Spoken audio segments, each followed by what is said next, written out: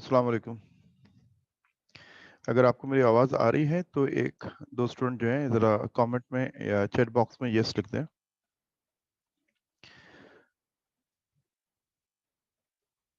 Okay, thank you बेटा, thank you. Bismillah Rahman Rahim. 2 weeks के gap के बाद हम दोबारा केमिस्ट्री को स्टार्ट करते हैं और कुछ न्यू स्टूडेंट्स हैं तो ऑनलाइन में वो टॉपिक सेलेक्ट किया जा रहा है जो सबके लिए जो है एक जैसा हो, किसी को प्रॉब्लम ना हो। तो ये टॉपिक जो है थ्योरेटिकल टॉपिक है, इसमें न्यूमेरिकल नहीं है। चैप्टर नंबर 2 है आपका, चैप्टर 2। चैप्टर 2 का नाम है द 3 स्टेट्स ऑफ मैटर, जो मैं आज पढ़ाऊंगा। फिर बाद में क्लास के बाद आप शाम में किसी वक्त उसको बुक से रीड जरूर कीजिएगा। द 3 स्टेट्स ऑफ मैटर में जो फर्स्ट स्टेट है वो गैसियस स्टेट है और एक बहुत डिटेल टॉपिक और उसमें न्यूमेरिकल है। सेकंड है लिक्विड्स और थर्ड है सॉलिड। तो हम इस चैप्टर में से दो टॉपिक अभी करेंगे, एक लिक्विड करेंगे और दूसरा जो है सॉलिड। तो मैं लिक्विड से स्टार्ट लूंगा इसको ना। स्टार्ट जो है वो लिक्विड का इंट्रोडक्शन है। तमाम स्टूडेंट लिक्विड की डेफिनेशन तो जानते होंगे ना, लिक्विड कौन सी स्टेट है मैटर की। A state of matter having a definite volume but not a definite shape. हमने लिक्विड की बात की है। Liquid is a state of matter having a definite volume. इसलिए लिक्विड्स की जब भी मेजरमेंट होती है अमूमन वो वॉल्यूम में होती है। पेट्रोल हो गया, मिल्क हो गया, लीटर्स में हम बात कर रहे होते हैं। Definite volume but not a definite shape. ये कॉज क्या है, वजह क्या है कि लिक्विड का वॉल्यूम डेफिनेट है लेकिन शेप डेफिनेट नहीं है। तो हम स्टेट ऑफ मैटर को 3 फैक्टर से डिफाइन करते हैं। अब मैं लिक्विड स्टेट की बात कर रहा हूं। पहली बात यह है इसके मॉलिक्यूल का अरेंजमेंट। स्टेट्स ऑफ मैटर में जो डिफरेंस है ना वो अरेंजमेंट का भी है कि मॉलिक्यूल्स अरेंज कैसे हैं। तो हम कहते हैं in liquid molecules are randomly arrange, मतलब ऑर्डर फॉर्म में नहीं है, एक दूसरे के क्लोज हैं लेकिन टाइटली पैक्ड नहीं है। सॉलिड में वो टाइटली पैक्ड होते हैं ना, क्लोजली पैक्ड होते हैं। तो लिक्विड हम कह रहे हैं कि मॉलिक्यूल कैसा है, रैंडमली अरेंज है, मतलब उनकी कोई ऑर्डर अरेंजमेंट नहीं है। इस रैंडमली अरेंज होने के साथ साथ molecules are free to move and due to kinetic energy ये मॉलिक्यूल जो है साथ साथ मूव भी कर रहा होता है।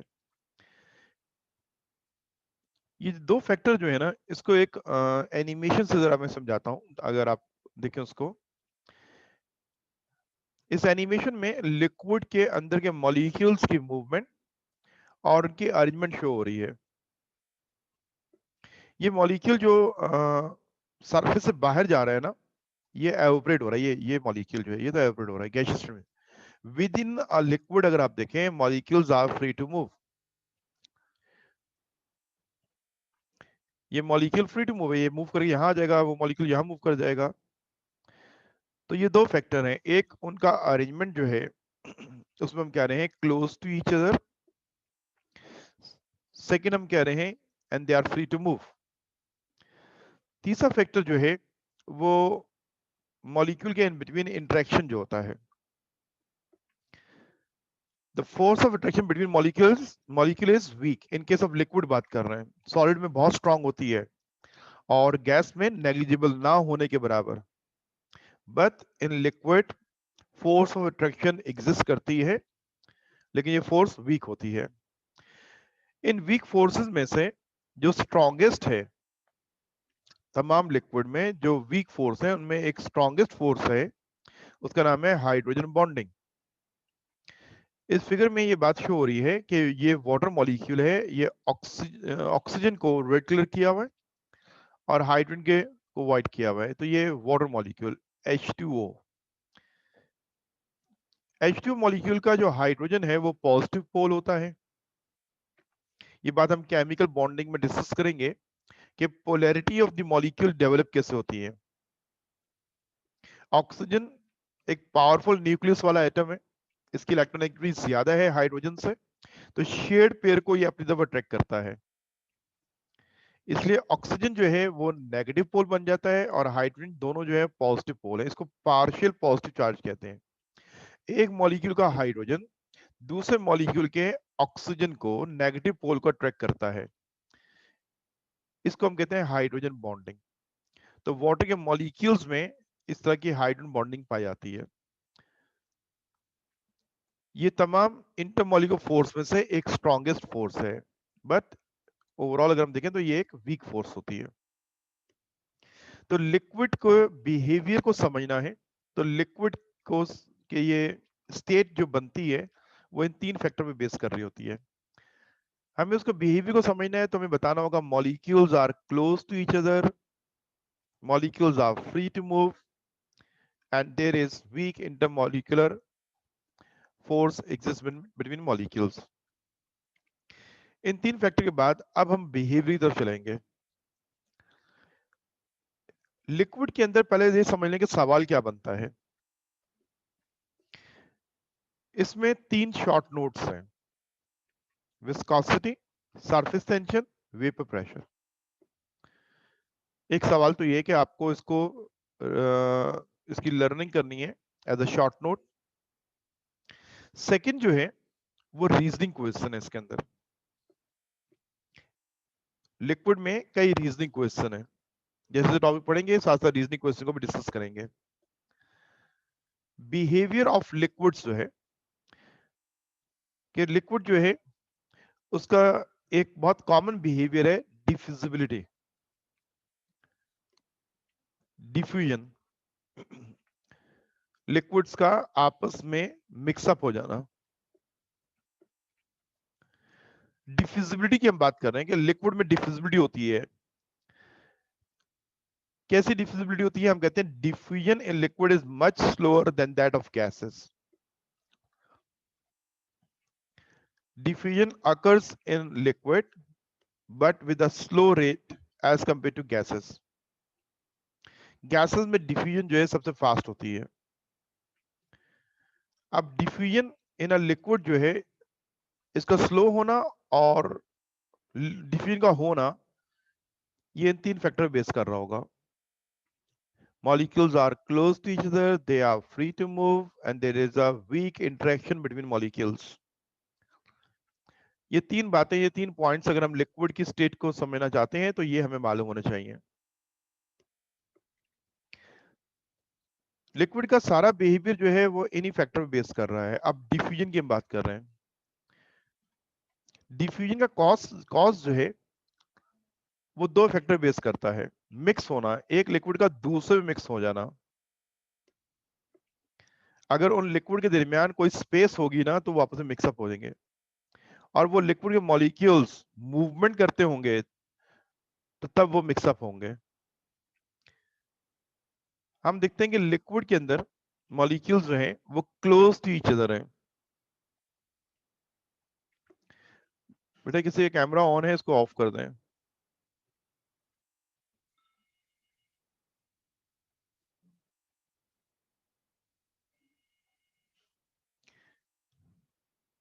यस, कैमरा ऑफ रखा करें। हम डिफ्यूजन द लिक्विड की बात कर रहे हैं। देखिए इसमें 2 बातों को समझना है कि डिफ्यूजन का कॉज क्या है और वो स्लो क्यों है। तो ये एक रीजनिंग क्वेश्चन है। ये तो डिफ्यूजिबिलिटी प्रॉपर्टी होगी, अब इसका रीजन हम बात कर रहे हैं। हम कह रहे हैं diffusion liquid occurs why due to the free movement of molecules. ये हमने सेकंड पॉइंट में कहा था ना, molecules are free to move. अब मैंने एनिमेशन में शो किया था मॉलिक्यूल कैसा मूव कर रहा होता है। Diffusion in liquid occurs why due to the free movement of molecule. ये तो डिफ्यूजन हो गया ना, कि डिफ्यूजन होती क्यों है, क्योंकि because molecules are free to move. लेकिन स्लो क्यों होती है, तो आगे हम बात करते हैं। But due to the closeness of molecules are close to each other. जब एक दूसरे के करीब होते हैं तो वो बार बार एक दूसरे से टकराते हैं, जिससे उनकी मूवमेंट स्लो डाउन हो जाती है। देखिए, अगर रोड पे आप जा रहे हैं और ट्रैफिक का रश है तो आप स्लो मूव करोगे, और ये खतरा होता है कि आपकी गाड़ी किसी से टकरा ना जाए। तो ये लिक्विड के मॉलिक्यूल्स को कंटेनर के अंदर मूव करना है। जब मॉलिक्यूल्स करीब करीब हैं तो वो बार बार एक दूसरे से कोलाइड हो रहे होते हैं, तो उनकी मूवमेंट और स्लो हो जाती है और वो टाइम गेनिंग होती है। तो slower than that of gases का कॉज क्या है? Because the molecules are close to each other which result in large number of collisions cause diffusion to be slow। उम्मीद है कि ये बात आपने सुन ली है, समझ ली होगी। इसको आप नेक्स्ट क्लास के अंदर बुक सामने रखेंगे और बुक में हाईलाइट करेंगे हम रीजनिंग क्वेश्चंस को। जैसे क्लास में आपको मैंने कहा कि बुक लेके आते हैं, हाईलाइटर आपके पास होना चाहिए, नोटबुक आपके पास होना चाहिए। ये टॉपिक पेज नंबर 52 बुक का है जो हमने डिस्कस किया है।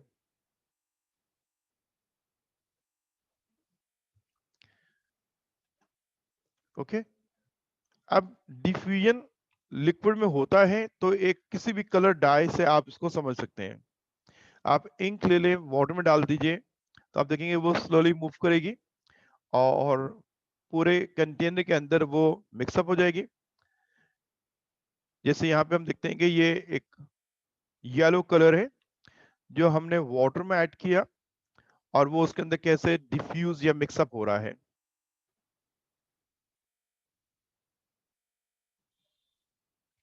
तो ये हो गया first behaviour of liquid, diffusibility. Second behaviour is compressibility. Compression जो है गैसेस में तो बहुत ज्यादा होता है, क्योंकि मॉलिक्यूल्स जो है उनके दरमियान स्पेस ज्यादा होती है। तो जब हम प्रेशर अप्लाई करते हैं मॉलिक्यूल्स करीब हो जाते हैं, स्पेसेस रिड्यूस हो जाती हैं, उनका ऑक्युपाइड वॉल्यूम लेस हो जाता है। इसलिए कंप्रेशन जो है गैसेस में तो बहुत कॉमन है। हम लिक्विड के कंप्रेशन की बात कर रहे हैं, compressibility in liquids. Liquids gas के मुकाबले में बहुत लेस कंप्रेस होते हैं। हम कह रहे हैं liquids are not absolutely incompressible. Normal pressure पे अगर थोड़ा सा प्रेशर अप्लाई करो तो आपको नजर आएगा कि लिक्विड जो है वो इनकम्प्रेसिबल है। लेकिन अगर आप बहुत ज्यादा प्रेशर अप्लाई करते हैं, they may be compressed to little extent by applying very high pressure. तो ये जो कंप्रेशन जो लिक्विड में आ रहा है, इसका कॉज क्या है? देखिए, लिक्विड में और सॉलिड में अरेंजमेंट का डिफरेंस ये है कि लिक्विड में हम कहते हैं molecules close, in solid molecules tightly packed. जितना मैक्सिमम करीब हो सकते हैं सॉलिड में वो करीब आ चुके होते हैं, उससे ज्यादा नहीं करीब हो सकते हैं। और लिक्विड के अंदर as compare to solid space ज्यादा होती है, तो हम क्लोज टू ईच अदर कह रहे होते हैं लिक्विड में। यही जो क्या नाम है मॉलिक्यूल्स का एक दूसरे के करीब होना कंप्रेशन का वजह बनती है। जब हम बहुत ज्यादा प्रेशर अप्लाई करते हैं, ये मॉलिक्यूल्स एक दूसरे के ऊपर रोल ओवर हो जाते हैं। तो हम ये कहते हैं कि on applying pressure molecules roll over one another. Due to closeness of the molecules they roll over one another. एक एनिमेशन है, उससे हम इस बात को थोड़ा समझते हैं कि इस कंटेनर में लिक्विड के molecules close to each other थे। ये इनिशियल है। जब प्रेशर अप्लाई हुआ तो वो एक दूसरे के ऊपर रोल करके थोड़ा सा और करीब आ गए। लेकिन ये बहुत ही स्लाइटली सा चेंज होता है, बहुत बड़ा चेंज नहीं आता। गैसेस में एम्प्टी स्पेस तो बहुत ज्यादा होती है, मॉलिक्यूल इंडिविजुअल मूव कर रहा होता है। यहाँ लिक्विड मॉलिक्यूल क्लस्टर्स में मूव करते हैं, तो इसलिए गैसेस में कंप्रेशन जो है वो बहुत नुमाया होता है। थर्ड बिहेवियर की हम बात करते हैं expansion and contraction. On heating liquid में एक्सपेंशन आता है और ऑन कूलिंग या डिक्रीज इन टेम्परेचर लिक्विड में कॉन्ट्रैक्शन भी आती है। Expansion increase in volume, increase in space, contraction reduce in volume. Liquid जो स्टेट ऑफ मैटर है उसमें बिहेवियर है उसका एक्सपेंड होना और उसका कॉन्ट्रैक्ट होना। इसकी वेल नोन एग्जांपल जो है वो मरकरी इन अ थर्मोमीटर है। मरकरी इन अ थर्मोमीटर, ये कॉमन सा ऑब्जर्वेशन है कि liquids normally expends on heating and contracts on cooling. Example क्या है? मरकरी, अल्कोहल इन थर्मोमीटर्स।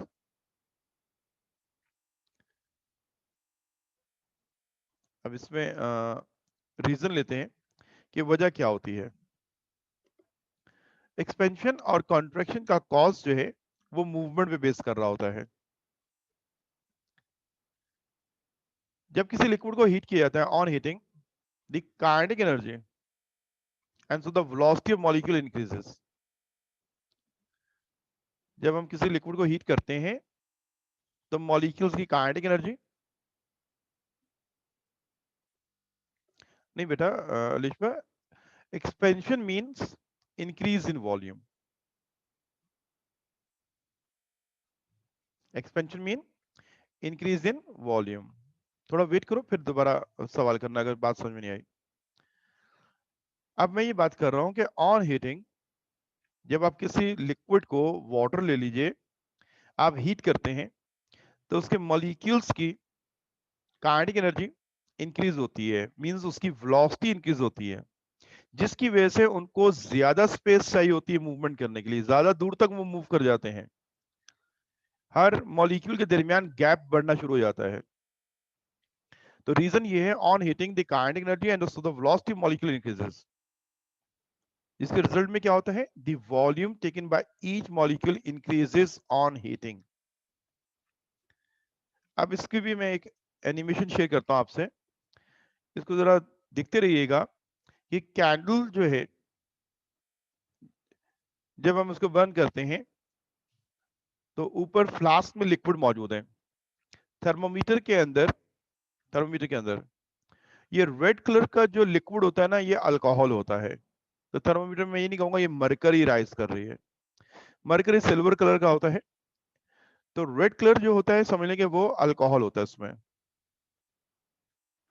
तो थर्मोमीटर में अल्कोहलिक थर्मोमीटर यूज कर रहे हैं हम, और ये कैपिलरी ट्यूब के अंदर वाटर का राइज होना है।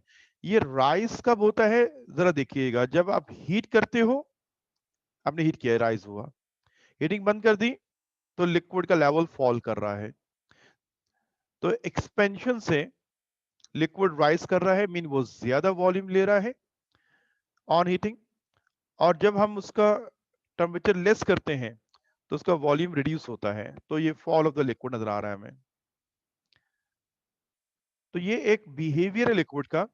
इसका कॉज मैंने क्या बताया आपको, कि जब हम हीट करते हैं तो एक एनर्जी प्रोवाइड करते हैं जो अंदर मॉलिक्यूल्स की काइनेटिक एनर्जी को बढ़ाता है, मीन उनकी वेलोसिटी बढ़ती है, जिसके रिजल्ट में volume taken by each molecule increases. ये लिक्विड के तीन बिहेवियर हैं। स्टार्ट मतलब ये इंट्रोडक्शन है। हमने देखा लिक्विड जो है उनमें डिफ्यूजन होता है, लिक्विड में कंप्रेशन हो सकता है bye applying very high pressure, और लिक्विड्स में एक्सपेंशन और कॉन्ट्रैक्शन भी पाया जाता है। इन तीनों बिहेवियर का कॉज जो है वो तीन मेन फैक्टर्स थे। पहला अरेंजमेंट है, molecules are close to each other and they are free to move and the interaction between molecule is very weak. ये तीन जो लिक्विड के बिहेवियर हैं ये डिपेंड करते हैं तीन फैक्टर्स पे। अब इसके बाद मेन टॉपिक पे आएंगे कि तीन यहाँ पे प्रॉपर्टीज हैं लिक्विड की जो कि एज अ शॉर्ट नोट आती हैं। प्रॉपर्टीज ऑफ लिक्विड्स, ये एज अ शॉर्ट नोट आते हैं। लिक्विड की प्रॉपर्टीज दो मेन फैक्टर पे बेस करती हैं। ये प्रॉपर्टीज जो हम पढ़ेंगे अभी आगे, viscosity, surface tension, vapour pressure, तो ये दो मेन फैक्टर बेस करती हैं। कौन कौन से? पहला फैक्टर जो है वो इंटरमॉलिक्यूलर फोर्स है, इंटरमॉलिक्यूलर फोर्स, और सेकंड टेम्परेचर।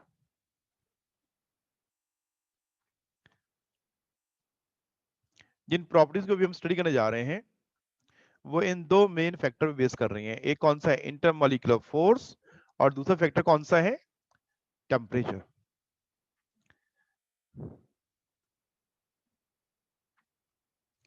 हाँ बेटा, ये पेज नंबर 53 बुक का अगर आपके पास मौजूद है, पेज नंबर 53। जब जरूरत होगी तो बुक देख लीजिएगा, वरना आप स्क्रीन को देखते रहिए और मेरी बात को गौर से सुनते रहें साथ साथ ना। पेज नंबर 53 बुक है, उसमें प्रॉपर्टीज ऑफ द लिक्विड में विस्कोसिटी दिया हुआ है। ये टॉपिक है 2.7, विस्कोसिटी की हम बात कर रहे हैं। पहले मैं इसके वर्ड के मीनिंग समझा देता हूँ। विस्कोसिटी कहते किसको है? ये वर्ड ड्राइव हुआ है विस्कस से।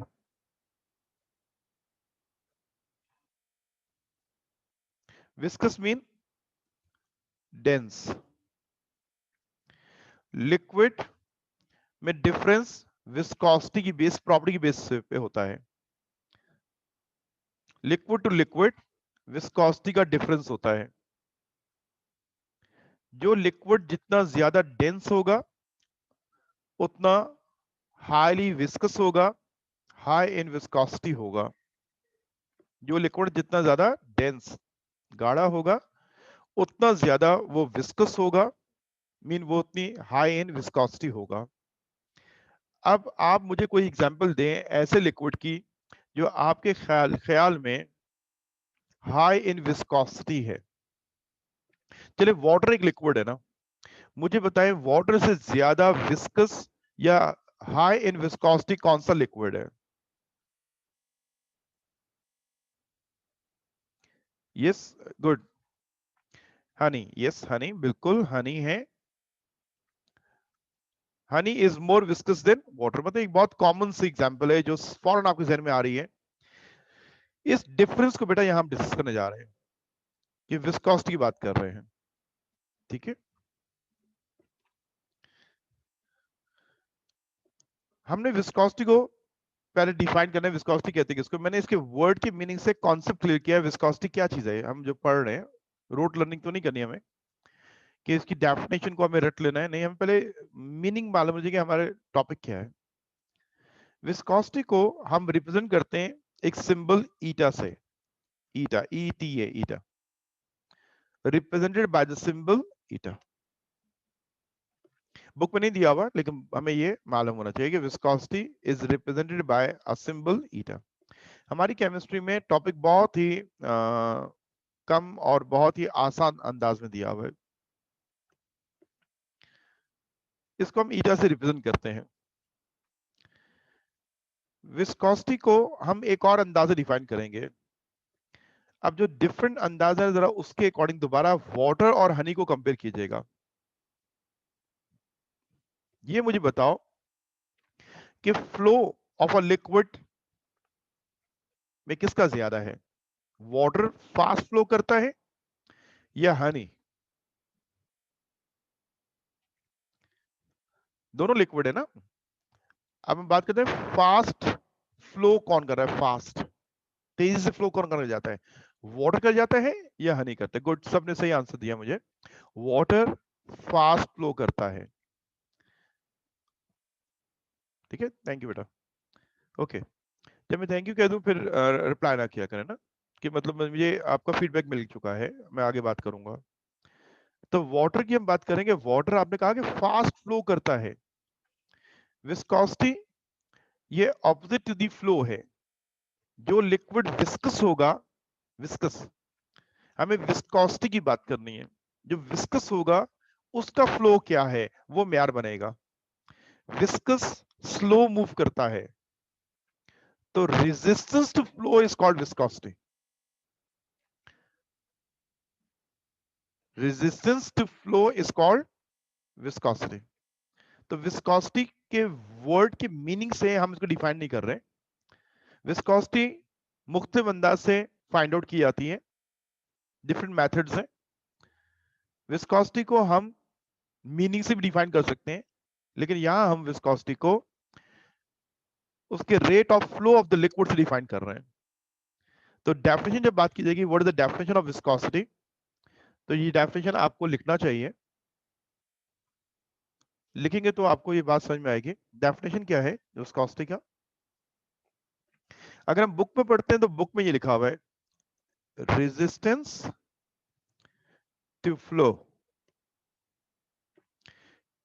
मैंने यहां पे कुछ चीजें ऐड की हैं। रेजिस्टेंस कहां पे? इंटरनल वर्ड यूज किया। लिक्विड का flow surface to surface vary करता है। रेजिस्टेंस ड्यू टू सरफेस जो है that is not a viscosity. हमने यहाँ पे क्लियर की बात कि रेजिस्टेंस कहाँ है? With in a liquid. तो हम कह रहे हैं internal resistance between the layers of the molecules of liquid to flow is called viscosity. Internal resistance की बात कर रहे हैं। लिक्विड जब फ्लो करता है तो मॉलिक्यूल्स लेयर की फॉर्म में होते हैं। ये हम कहते हैं लोअर लेयर है, इसके बाद ये इसके ऊपर की लेयर है, ये अपर लेयर है। तो लिक्विड के मॉलिक्यूल्स लेयर्स की फॉर्म में है और ये लेयर्स मूव कर रही हैं। गैस का मॉलिक्यूल जो है ना वो इंडिविजुअल मूव करता है। गैस का मॉलिक्यूल, लिक्विड में मॉलिक्यूल्स जो हैं उनकी हम बात कर रहे हैं, वो क्लोज टू ईच अदर होते हैं, तो इसलिए वो क्लस्टर्स की फॉर्म में होते हैं। जब वो मूवमेंट करते हैं तो एक साथ मिलकर मूव करते हैं। तो ये बॉटम लेयर के मॉलिक्यूल की लेयर के ऊपर मिडिल लेयर के मॉलिक्यूल्स को स्लाइड होना है, स्लाइड मूव करना है। अगर इसके मॉलिक्यूल, बॉटम लेयर के मॉलिक्यूल अपर मिडिल लेयर के मॉलिक्यूल को अट्रैक्ट करते हैं तो इसकी मूवमेंट को वो स्लो डाउन कर देंगे। तो ये मॉलिक्यूल की लेयर्स का एक दूसरी लेयर के ऊपर स्लाइड होना, इसलिए मैंने लफ्ज यूज किया इंटरनल रेजिस्टेंस। कहां होती है? Between the layers of molecules of a liquid to flow is called viscosity. उम्मीद है कि डेफिनेशन समझ में आ गई होगी। इसको कॉपी कर लो, ठीक है? डेफिनेशन कॉपी कर लें। The internal resistance between the layers of molecule of a liquid to flow is called viscosity. तो इसी डेफिनेशन से हम विस्कोसिटी को आगे बढ़ाएंगे और समझेंगे। तो जिस मेथड को मैं यहाँ पे एक्सप्लेन करूंगा तो वो रेजिस्टेंस टू फ्लो की बात करूंगा मैं। इसके अलावा और भी मेथड है विस्कोसिटी कैलकुलेट करने के। तो मैं एक फैक्टर आगे जो जाएगा आएगा उसका टेम्परेचर वाला, तो उसमें मैं यही बात कर रहा हूँ, फ्लो ऑफ द लिक्विड की बात करूंगा। ये तो इसकी डेफिनेशन हो गई। अब विस्कोसिटी का के यूनिट्स क्या होते हैं? तो दो तरह के यूनिट्स होते हैं, एक एसआई यूनिट होता है और एक कॉमन यूनिट होता है। पहले हम बात करते हैं इसका एसआई यूनिट की। विस्कोसिटी, ये यूनिट्स इसलिए याद करने हैं कि मल्टीपल चॉइस क्वेश्चन में यूनिट्स पूछे जाते हैं, इसलिए हमें मालूम होना चाहिए। विस्कोसिटी का जो एसआई यूनिट है वो है Newton second per metre square, और कॉमन यूनिट जो है पॉइस। क्या इन दो के दरमियान रिलेशन है? तो ये मैं हाईलाइट कर रहा हूं, इसको भी याद रखना है कि 1 centipoise is equal to 10 raise to power -3 newton second per square metre. तो विस्कोसिटी जो है उसको हम कैलकुलेट करते हैं किन यूनिट्स के अंदर? तो मैंने एसआई यूनिट बताया आपको और एक कॉमन यूनिट, इनका आपस में रिलेशन क्या है? तो ये रिलेशन ये है कि 1 centipoise is equal to 10 raise to power -3 newton second per metre square. तो देखें यहाँ पे हमने दो बातों को समझा कि विस्कोसिटी के मीनिंग क्या है वर्ड के, विस्कोसिटी को डिफाइन कैसे करेंगे, और विस्कोसिटी के कैलकुलेट करने का यूनिट्स क्या है। अब विस्कोसिटी लिक्विड में जो डिफरेंट होती है उसका कॉज ये दो फैक्टर है, ये दो फैक्टर है। कौन कौन सा? Intermolecular force and temperature. तो अब हमारा नेक्स्ट टॉपिक है फैक्टर्स अफेक्टिंग विस्कोसिटी। एक तो बेटा डेफिनेशन आती है ना स्टूडेंट्स, एक तो डेफिनेशन आती है डिफाइन विस्कोसिटी, तो डेफिनेशन के साथ यूनिट लिखना है, ये बात तो पूरी हो गई। अगर आपको नोट लिखना है तो फिर उसको कंप्लीट हम बात कर रहे हैं कि हम उसको डिफाइन करेंगे, उसका यूनिट और उसके फैक्टर्स और उसकी एप्लीकेशन, ये सब चीजें उसमें मेंशन करेंगे। अब मैं फैक्टर्स की बात करता हूं कि जो विस्कोसिटी को इफेक्ट करते हैं, और लिक्विड टू लिक्विड विस्कोसिटी का डिफरेंस इन फैक्टर के डिफरेंस की वजह से होता है। हम ये कह रहे हैं viscosity of the liquid depends upon the following factors. मैंने अभी स्टार्ट में कह दिया, पहली बात याद रखो कि प्रॉपर्टीज जितनी भी हैं based on two primary factors, intermolecular force and temperature, ये प्राइमरी फैक्टर्स हैं। आइए पहला फैक्टर कौन सा है? Intermolecular force. इंटरमॉलिक्यूलर फोर्स जो है ना, ये डायरेक्टली प्रोपोर्शनल है विस्कोसिटी के। जितनी इंटरमॉलिक्यूलर फोर्स ज्यादा होगी उतनी ज्यादा रेजिस्टेंस टू फ्लो होगा। जितना मॉलिक्यूल के दरमियान इंटरेक्शन स्ट्रांग होगा वो मूवमेंट को स्लो डाउन करेंगे, तो resistance to the flow is called viscosity. तो इंटरमॉलिक्यूलर फोर्स क्या है? डायरेक्टली प्रोपोर्शनल है। हम इसको यूं डिफाइन करते हैं, liquids having strong intermolecular forces possess high viscosity. वो लिक्विड जिनकी इंटरमॉलिक्यूलर फोर्स स्ट्रांग है उनकी विस्कोसिटी क्या होती है? ज्यादा होती है। अब इसमें एक एग्जांपल लेते हैं। एग्जांपल ये है कि ethyl alcohol is more viscous than ether, both are organic solvents. ये एक रीजनिंग क्वेश्चन है। जहां जब मैं रीजनिंग क्वेश्चन को बताया जा रहा हूं वो सारे के सारे एग्जाम में आए हुए हैं और हमारे सिलेबस के हैं। Ethyl alcohol is more viscous than ether, यहाँ पे फैक्टर तो इनफ एंड हो गया, लेकिन इस फैक्टर का रीजनिंग क्वेश्चन आता है अलग से, तो वो यही मैं एक्सप्लेन करूंगा। Why ethyl alcohol is more viscous than ether?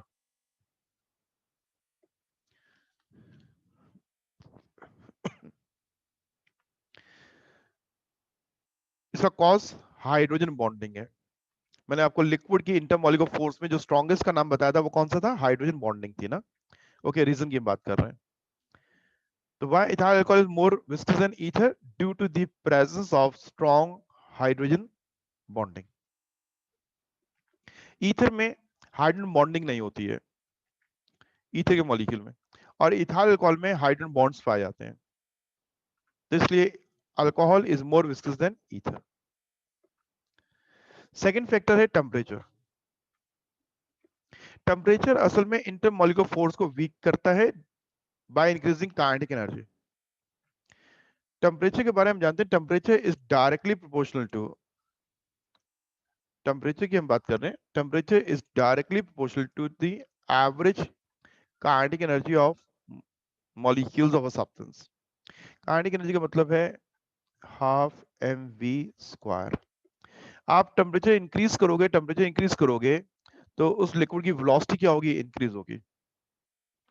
Molecular velocity क्या होगी? इंक्रीज होगी। तो टेम्परेचर जो है ये विस्कोसिटी के इनवर्सली प्रोपोर्शनल हो जाएगा, क्योंकि viscosity is the resistance to flow, आहिस्ता मूव करना, स्लोली मूव करना, और टेम्परेचर क्या कर रहा है? मॉलिक्यूल को की काइनेटिक एनर्जी बढ़ा रहा है, उनकी वेलोसिटी बढ़ा रहा है, तो ये तो फ्लो की स्पीड बढ़ जाएगी। तो टेम्परेचर इंक्रीज करने से विस्कोसिटी कम हो जाती है, रेजिस्टेंस टू फ्लो कम हो जाता है, और लिक्विड फ्लूइड हो जाते हैं, मतलब फास्ट मूव करते हैं। तो फैक्टर का इफेक्ट ये है कि हम ये कह रहे हैं viscosity of liquid decreases by increasing temperature. अब दोनों मीनिंग में बात को समझ लें कि अगर आप किसी भी लिक्विड को हीट अप करते हैं तो उसका डेंसिटी, उसकी विस्कोसिटी मीन जो उसके लफ्जी मीनिंग है वो भी आपको नजर आएंगे कि उसकी विस्कोसिटी कम हो रही होगी, उसका गाढ़ापन कम हो रहा होगा। आप हनी को ले लें, अगर आप उसको हीट अप करते हैं तो वो थोड़ा सा डाइल्यूट, थोड़ा सा लेस डेंस हो जाता है, मीन विस्कोसिटी लो हो जाती है। अगर हम टेम्परेचर बढ़ाते हैं तो लिक्विड जो है वो फास्ट मूव करता है, उसका फ्लो बढ़ जाता है, तो उसकी विस्कोसिटी हम कह रहे हैं कम हो जाती है। रीजन क्या है? रीजन ये है कि टेम्परेचर जो है increases in kinetic energy and so the velocity of molecule. मैंने आपको पहले बता दिया टेम्परेचर कहते किसको है? The average kinetic energy of the molecule of the substance called temperature. Temperature based on kinetic energy. आप हीट करेंगे, हीट, तो वो हीट एनर्जी जाके कन्वर्ट होती है काइनेटिक एनर्जी में, मॉलिक्यूल्स की मूवमेंट बढ़ जाती है, तो एवरेज काइनेटिक एनर्जी बढ़ जाती है, मीन टेम्परेचर बढ़ जाता है। तो due to increasing kinetic energy and so the velocity of molecules, viscosity decrease हो जाती है लिक्विड की बाय इंक्रीजिंग टेम्परेचर। इसको मैं एक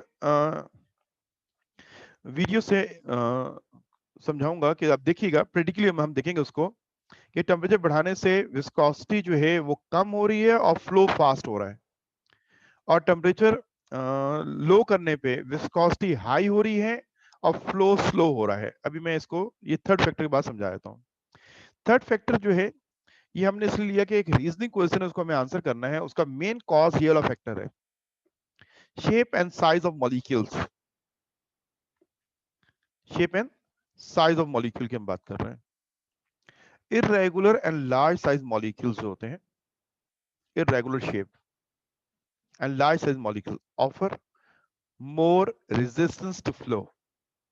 ये वाला पॉइंट बेटा कॉपी जरूर कर रहे हैं, क्योंकि अगर आपके पास बुक भी मौजूद है, आप बुक को सामने रखते हैं। ये वाला पॉइंट जो है हमारी बुक में नहीं दिया हुआ, क्योंकि मेन फैक्टर दो थे, टेम्परेचर और इंटरमॉलिक्यूलर फोर्स। एक रीजनिंग क्वेश्चन को आंसर करना था, एग्जाम में आता है, तो इसलिए हमने ये फैक्टर्स में विस्कोसिटी में ऐड किया है।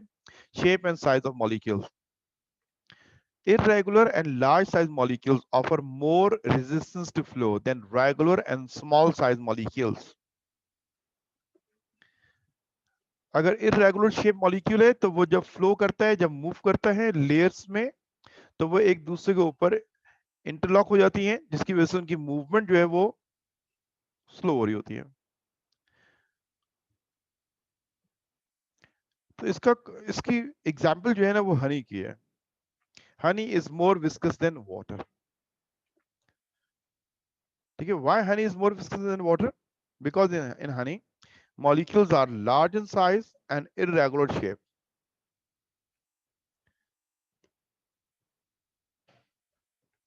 इसके बाद हम बात करते हैं application of viscosity. Application of viscosity, ये विस्कोसिटी की टर्म हमने समझ ली कि लिक्विड्स टू लिक्विड फ्लो का डिफरेंस होता है। इस रेजिस्टेंस टू फ्लो को हमने विस्कोसिटी को का एक टर्म यूज किया। इसका एप्लीकेशन क्या है, कहां इस्तेमाल करते हैं? इसके हम इस्तेमाल करते हैं ऑयल की ग्रेडिंग में। जो इंजन ऑयल है उसकी ग्रेडिंग में हम ये विस्कोसिटी की टर्म यूज करते हैं। तो एप्लीकेशन ऑफ विस्कोसिटी हमें नजर आ रहा है, the grading of motor oil is done on the basis of viscosity. तो ये हमारे लिए आसान रहता है। किसी भी गाड़ी में जब हम देखते हैं कि उसका ऑयल चेंज करना होता है, तो उसकी वजह क्या होती है कि वो अपनी विस्कोसिटी लूज कर जाता है, क्योंकि इंजन को मूव करना होता है इस क्या नाम है ऑयल के अंदर, तो उसकी फ्रिक्शन, उसकी रेजिस्टेंस से ऑयल की विस्कोसिटी जो है वो आहिस्ता आहिस्ता ग्रेजुअली वो कम होती चली जाती है। तो हम मोटर ऑयल जो यूज करते हैं, तो उसकी क्वालिटी को जज करने के लिए हमने विस्कोसिटी की टर्म को इस्तेमाल किया है। जैसे एग्जांपल है, SA3 grade 30 oil is less viscous than the grade 40 oil. अगर आपने इंजन में ऑयल डाला और वो विस्कस था, गाड़ी ने रन किया, इंजन ने रन किया, और वो बिल्कुल ही लेस हो गया इन विस्कोसिटी, तो वो पुअर क्वालिटी का आपका ऑयल होगा। हम उसकी विस्कोसिटी को जो जज करते हैं वो ऑन हीटिंग करते हैं कि ऑन हीट अप होने पे उसकी विस्कोसिटी कितनी रहती है। अगर वो अपनी विस्कोसिटी को कम करता है, बहुत कम मिकदार में, तो वो गुड क्वालिटी ऑफ ऑयल कहलाएगा। तो हम SAE का मतलब है society of automotive engineers. Grade 30 oil is less viscous than grade 40 oil.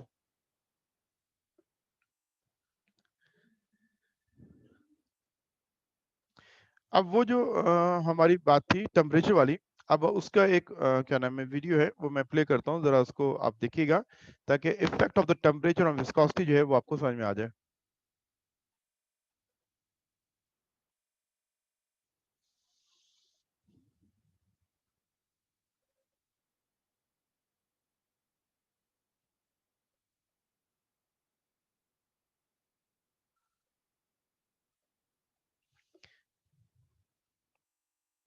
ये 3 डिफरेंट कप्स हैं, ये ग्लास है।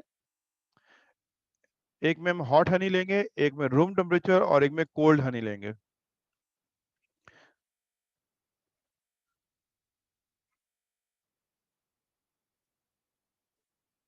एक को हमने हॉट वाटर में प्लेस कर दिया, एक को हम रेफ्रिजरेटर में प्लेस कर रहे हैं और एक और रूम टेम्परेचर में उसको रख दिया हमने। आफ्टर 10 मिनट्स हॉट का टेम्परेचर 40 है, कोल्ड का टेम्परेचर 21 है और रूम टेम्परेचर का जो हनी है उसका टेम्परेचर 26.8 है।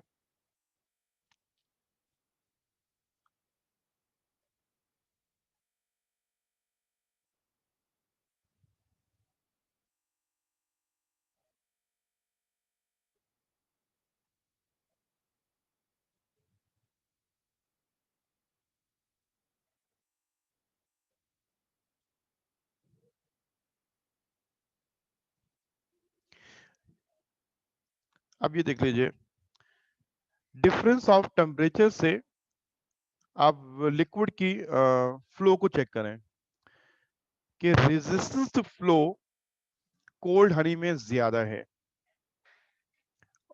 और resistance to flow hot honey में लेस है।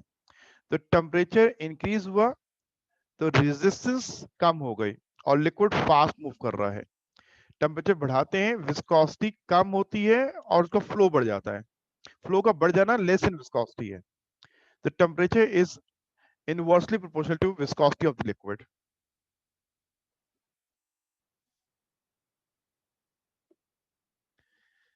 ओके, अब यहाँ पे कोई सवाल है, पहले आप सवाल कर लें।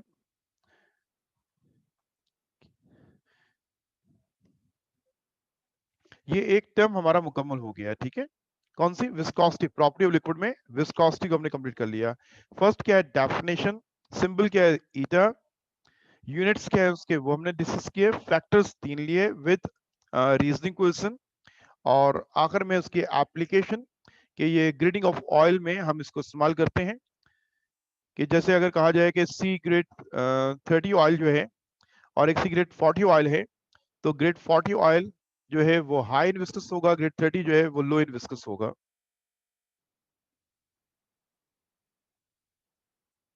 टेम्परेचर का की वजह क्या है? टेम्परेचर का बेटा इफेक्ट क्या है? टेम्परेचर बढ़ाते हो तो इसका मतलब है क्या चीज चेंज कर दोगे लिक्विड के अंदर? हर मॉलिक्यूल की काइनेटिक एनर्जी बढ़ा दोगे। काइनेटिक एनर्जी बढ़ाने का मतलब क्या लोगे? वेलोसिटी बढ़ा दोगे। तो टेम्परेचर बढ़ाने से मॉलिक्यूल फास्ट मूविंग स्टार्ट करते हैं। तो अभी आपने देखा था हॉट हनी, आप सबने वीडियो देखी थी तो यस जरा मुझे मैसेज कर दें कि मुझे नहीं पता आपको नजर आया नहीं आया वीडियो जो मैंने प्ले किया था। यस, ओके, वीडियो आपने देखा था। ओके ओके, थैंक यू बेटा। वीडियो आपने प्ले होता देखा ना? अब मुझे ओके, थैंक यू। वीडियो जब प्ले हुआ तो उसमें ये बात आपको प्रैक्टिकली प्रूफ की गई है कि टेम्परेचर का इफेक्ट क्या होता है कि जब मैंने हॉट वाटर में डाला तो हीट एनर्जी आ रही है और मॉलिक्यूल्स की काइनेटिक एनर्जी बढ़ रही है, वेलोसिटी बढ़ रही है। और जब मैंने प्लेस किया और इंक्लाइंड सरफेस दी, देखिए लिक्विड जो है वो फ्लैट सरफेस में मूव नहीं करता है। जब आप स्लोप देंगे तो लिक्विड खुद फ्लो कर जाएगा। पानी हमारे घर के छत के टैंक में होता है, मोटर के जरिए हम वहां पहुंचाते हैं, लेकिन वो टैप में जो आता है वो खुद बहुत आ रहा होता है, खुद बहुत आ रहा होता है ना वो, क्योंकि वो डिफरेंस ऑफ हाइट हो जाता है।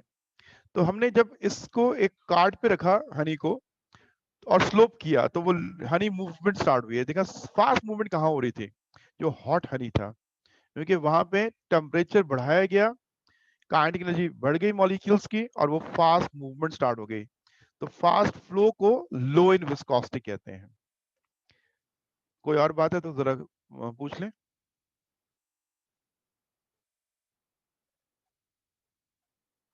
ओके, आगे बात करें हम।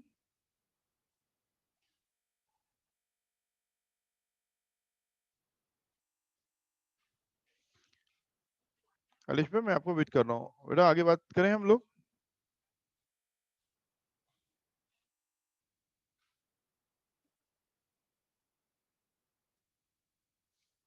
Yes okay, thank you.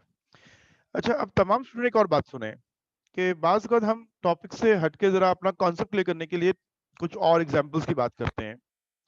तो यहाँ मैंने विस्कोसिटी को कहा कि उसको कैलकुलेट करने के डिफरेंट मेथड्स होते हैं। एक और मेथड जो है वो विस्कस को डिफरेंशिएट करना है। तो फ्लो से करते हैं, ये तो बात हो गई कि आप उसको फ्लो जो है, उसकी मूवमेंट जो है लिक्विड की फ्लो की, वो आप कैलकुलेट कर होते हैं, नोट डाउन कर होते हैं टाइम के साथ।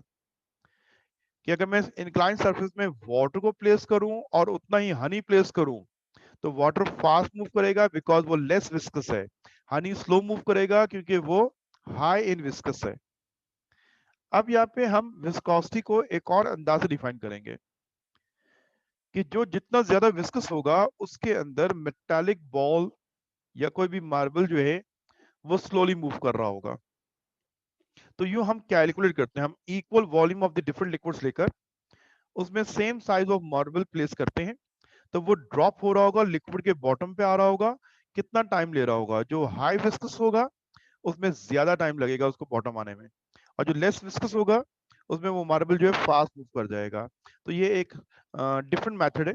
मैं चाहूंगा कि for the sake of knowledge आपको ये वीडियो दिखना चाहिए, ठीक है। मैं इसको प्ले कर देता हूँ। थोड़ी देर की वीडियो है, जरा इसको एक नजर देखिए और फिर हम आगे बात करेंगे।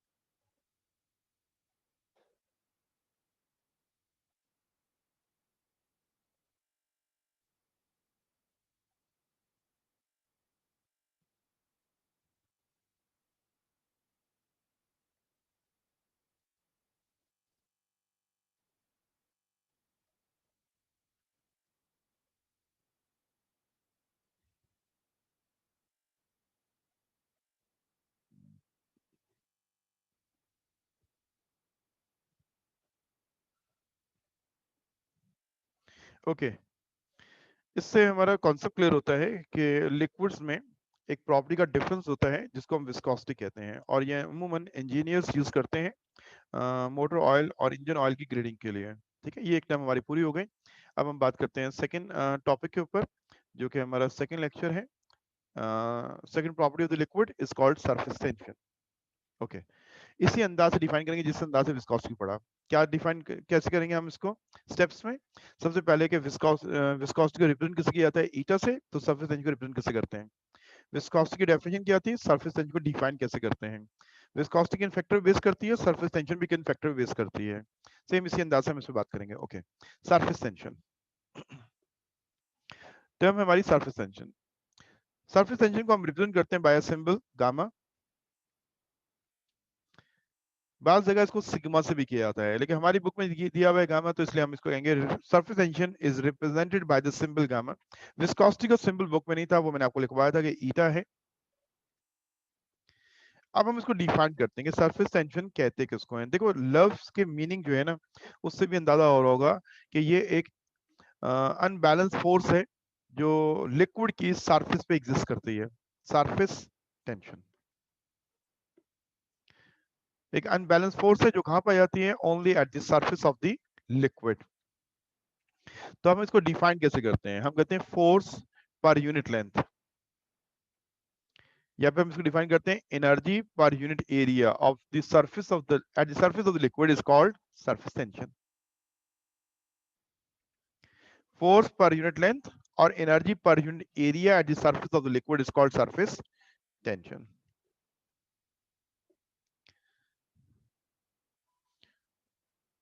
फोर्स पर यूनिट लेंथ और energy per unit area at the surface of the liquid is called surface tension. Surface tension जो है, इससे लिक्विड की सरफेस के अंदर चेंज क्या आता है। Surface tension causes to shrink the surface of the liquid. अगर लिक्विड में सरफेस टेंशन पाया जाएगा जो लिक्विड टू लिक्विड डिफरेंट होता है, इसलिए हमें लिक्विड की सरफेस जो है वो मुख्तलिफ अंदाज में नजर आती है। जिसके सरफेस टेंशन ज्यादा हो गए उसकी सरफेस श्रिंक होगा, रिड्यूस इन सरफेस एरिया होगा।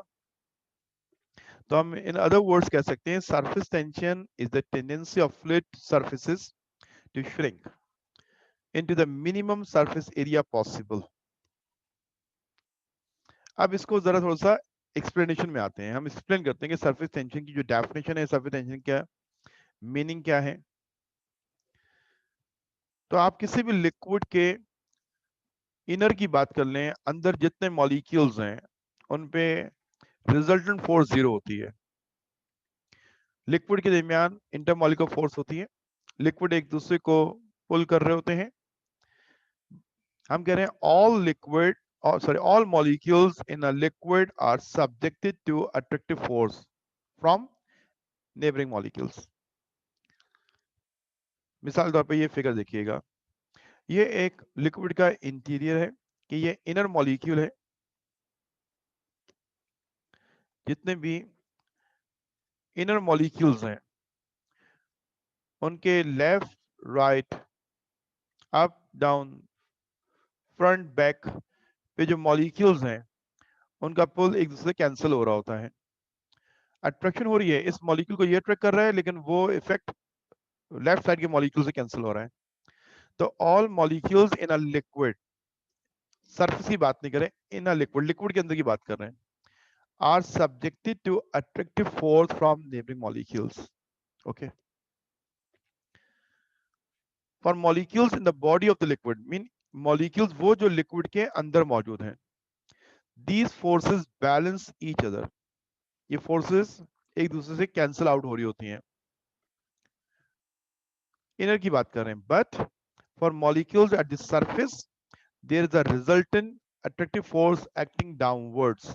अब दोबारा हम फिगर में देखते हैं। अब मैंने इनर के साथ अपर सरफेस का मॉलिक्यूल भी यहाँ शो किया है, ये लिखा हुआ सरफेस मॉलिक्यूल्स हैं। इनर मॉलिक्यूल में चारों तरफ से जो मॉलिक्यूल अट्रैक्ट कर रहे हैं उनका इफेक्ट कैंसिल आउट हो रहा है, लेकिन जो सरफेस के मॉलिक्यूल हैं उन पे जो ये डाउनवर्ड पुल लग रहा है, डाउनवर्ड पुल, ये इफेक्ट कैंसिल नहीं हो रहा है, जिसकी वजह से सरफेस जो है वो स्ट्रेच होती है। इसी को हम सरफेस टेंशन कहते हैं। जितना डाउनवर्ड पुल ज्यादा होता है उतना सरफेस रिड्यूस होता है, सरफेस एरिया मिनिमाइज होता है, उतनी लिक्विड की सरफेस टेंशन ज्यादा होती है। तो इसका कॉज आप अगर आप देख लीजिए वो क्या है, एक अनबैलेंस फोर्स है कि ये सरफेस के जितने मॉलिक्यूल्स होंगे, इनके नीचे वाले मॉलिक्यूल जो इनको पुल कर रहे हैं वो इस सरफेस को रिड्यूस करने की कोशिश कर रहे हैं। तो यहाँ पे हमने एक्सप्लेनेशन में कहा, but for molecules at the surface there is a resultant attractive force acting downward. ये जो फोर्स है, these forces which tends to pull the surface molecule downwards are responsible for the surface tension. तो मैंने इसको three sentence में मुकम्मल किया explanation को। पहली बात तो ये है कि लिक्विड में जितने मॉलिक्यूल्स हैं वो एक दूसरे को अट्रैक्ट जरूर करते हैं, लेकिन जो अंदर का मॉलिक्यूल है उसके चारों तरफ मॉलिक्यूल होने की वजह से ये अट्रैक्शन कैंसिल आउट हो जाती है। लेकिन जो सरफेस के मॉलिक्यूल हैं उनके ऊपर और मॉलिक्यूल लिक्विड नहीं होते हैं, उसके ऊपर जो स्पेस होती है, एयर होती है, तो ये डाउनवर्ड जो पुल होता है लिक्विड के मॉलिक्यूल्स का, ये सरफेस को रिड्यूस कर रहा होता है, इसी को हम सरफेस टेंशन कहते हैं। ये तो इसका डेफिनेशन है और ये छोटी सी इसकी एक्सप्लेनेशन थी। अब हम बात करते हैं यूनिट क्या होगा सरफेस टेंशन का। तो डेफिनेशन में कहा फोर्स पर यूनिट लेंथ, तो भाई यूनिट क्या होगा, डाइंस पर सेंटीमीटर। हमने कहा इन other words energy per unit area, तो भाई यूनिट क्या होगा, अर्ग्स पर स्क्वायर सेंटीमीटर। ये इसके यूनिट्स थे कॉमन। और एसआई यूनिट क्या होगा, न्यूटन पर मीटर। हम जैसे कैलकुलेट कर रहे हैं उस तरह हमने इसको डिफाइन किया, फोर्स पर यूनिट लेंथ, तो एसआई यूनिट क्या होगा, न्यूटन पर मीटर। और कॉमन यूनिट्स क्या है, डाइन पर सेंटीमीटर या फिर अर्ग्स पर स्क्वायर सेंटीमीटर। इसके बाद फैक्टर्स की बात करेंगे। अगर आप विस्कोसिटी के फैक्टर्स को याद कर लेते हैं तो फिर ये लर्निंग तो आसान है, क्योंकि इफेक्ट इन फैक्टर्स का सेम वही है जो विस्कोसिटी पे था। Factors affecting surface tension, primary factors कितने लिक्विड की प्रॉपर्टी को इफेक्ट करने वाले, मैंने कहा था दो थे, कौन सा, इंटरमॉलिक्यूलर फोर्स एंड टेम्परेचर। तो वही दो हम यहाँ भी इस्तेमाल करेंगे। Surface tension liquid depends upon the following factors, which one, number one is intermolecular force. Surface tension is a unbalanced force जो सरफेस के मॉलिक्यूल पे एक्सर्ट होती है और उनको पुल करती है डाउनवर्ड।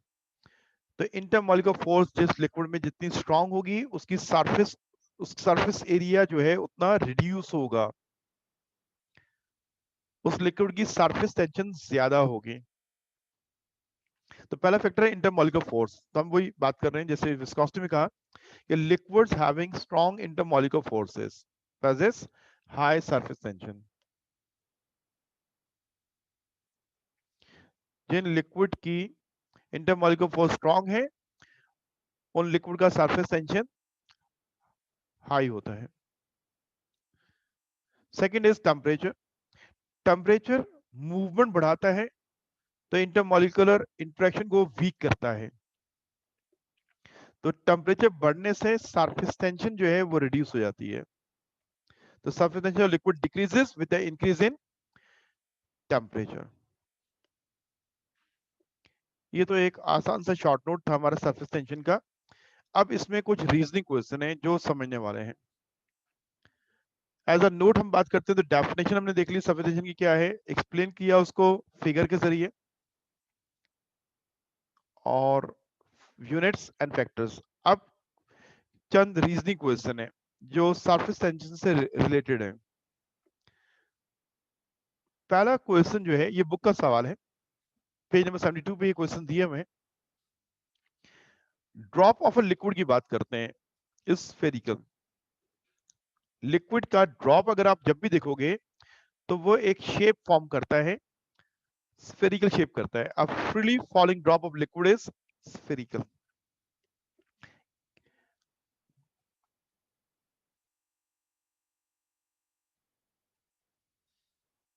अच्छा एक मिनट, जी बेटा देखें इसको।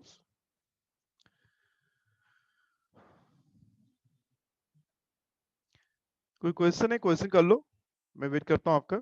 जब आप ओके कहेंगे फिर मैं आगे मूव करूंगा।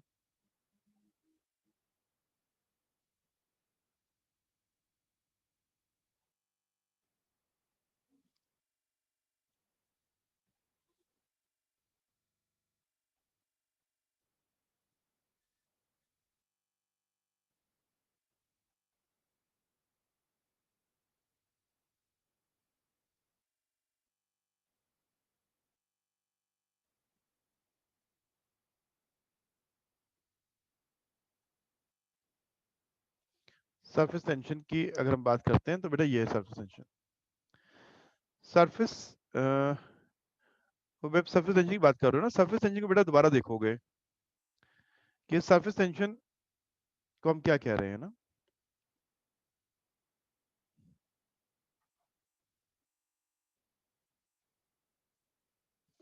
हम एक कंटेनर में लिक्विड लेते हैं, ये लिक्विड की सरफेस है। इस लिक्विड का एक मॉलिक्यूल, अंदर के मॉलिक्यूल की बात कर रहे हैं। इस मॉलिक्यूल के लेफ्ट में मॉलिक्यूल है जो इसको लेफ्ट साइड में पुल करता है। ये इफेक्ट कैंसिल हो जाता है क्योंकि एक राइट साइड में मॉलिक्यूल है, तो ये इफेक्ट कैंसिल हो गया। इसके नीचे एक मॉलिक्यूल है जो उसको डाउनवर्ड पुल करता है। इस तरह इसके ऊपर भी एक मॉलिक्यूल होगा जो उसको अपवर्ड पुल कर रहा होगा।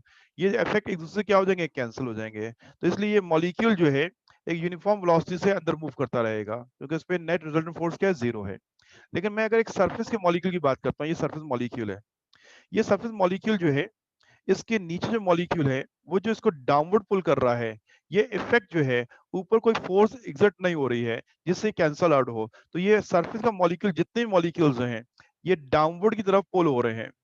जितने मॉलिक्यूल हैं डाउनवर्ड पुल हो रहे हैं। तो ये अपनी सरफेस को, जो सरफेस है, इस सरफेस को श्रिंक करते हैं, श्रिंक करते चले जाते हैं, श्रिंक। ये श्रिंक करते हैं, ये डाउनवर्ड पुल हो रहे हैं, इस वजह से श्रिंक हो रहे हैं। इस श्रिंक होने को, reduce in the surface area को सरफेस टेंशन कहते हैं। Surface tension is the tendency of fluid surface to shrink into the minimum surface area possible. तो कॉज क्या है कि सरफेस का मॉलिक्यूल जो लिक्विड के सरफेस पे होता है, उसके पे जो एक्सर्ट ओनली फोर्स जो है वो अनबैलेंस है, ये डाउनवर्ड पुल जो है ये इसका कॉज है। अब देखो मैंने आपको क्या लिख बताया था, but for the molecules at the surface there is a resultant attractive force acting downwards. These forces which tend to pull the surface molecule downward are responsible for the surface tension. ये हम बात कर रहे हैं यहाँ पे।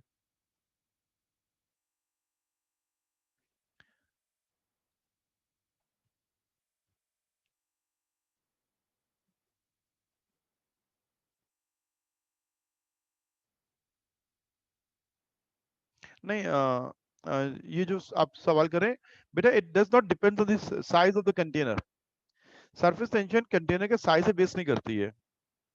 मैं इसको जरा आगे मूव कर जाऊं। जितना बड़ा कंटेनर होगा, बड़ा कंटेनर, तो उस पे सरफेस टेंशन ऑब्जर्व कम हो जाएगी, क्योंकि इतनी बड़े सरफेस को रिड्यूस नहीं कर पाएंगे जितना बड़ा कंटेनर होगा। सरफेस टेंशन को ऑब्जर्व करना है तो आपको लिक्विड को एक स्मॉल क्या नाम है, वेसल में, एक स्मॉल कंटेनर में लेना पड़ेगा, तभी आपको ये बात वाजे तौर पे नजर आ रही होगी। तो इसलिए जब मैंने सरफेस टेंशन के रीजनिंग क्वेश्चन की बात की है, तो हमने लिक्विड को नहीं कहा कि लिक्विड इज अ स्फेरिकल। अब एक कंटेनर में लिक्विड स्फेरिकल नहीं हो जाता है। ड्रॉप की बात कर रहे हैं, free falling drop of the liquid. जितना कम क्या नाम है साइज सरफेस होगी, उतना सरफेस टेंशन जो है वो क्लियरली हमें ऑब्जर्व हो रहा होगा। ठीक है, ये कंटेनर पे बेस नहीं कर, कंटेनर के अंदर सरफेस टेंशन का ऑब्जर्वेशन जो है वो आप कह सकते हैं कि यस, कि स्मॉल कंटेनर होगा, उसका सरफेस एरिया कम होगा, तो सरफेस टेंशन इजीली ऑब्जर्व हो रही होगी हमें। ओके, अब मैं दोबारा अपने टॉपिक पे आता हूं। अब freely falling drop of liquid spherical, एक ड्रॉप की बात कर रहे हैं ना, लिक्विड का शेप नहीं होता। देखो ये लिक्विड है, शेप कोई नहीं है लिक्विड का। मैं ड्रॉप को ले लिया भाई, ड्रॉप का भी शेप नहीं है। अब इस ड्रॉप में देखो, इन अ कंटेनर सिर्फ upper layer are the surface molecule, but falling liquid के अंदर सिर्फ एक सरफेस नहीं है, बल्कि ये जितने भी आउटर लेयर के मॉलिक्यूल्स हैं, ऑल आर सरफेस मॉलिक्यूल्स। ऐसे ही है ना। अब ये फॉलिंग लिक्विड है, इस लिक्विड में जो जितने भी आउटर लेयर हैं वो किसी सरफेस से इन कांटेक्ट नहीं है, इसलिए वो सारे सरफेस मॉलिक्यूल कहलाएंगे। अब इनके अंदर जो मॉलिक्यूल है वो इस आउटर मॉलिक्यूल को अपनी तरफ पुल करता है, क्योंकि molecule two molecule interaction liquid में पाया जाता है। Molecule two molecule interaction liquids में पाया जाता है।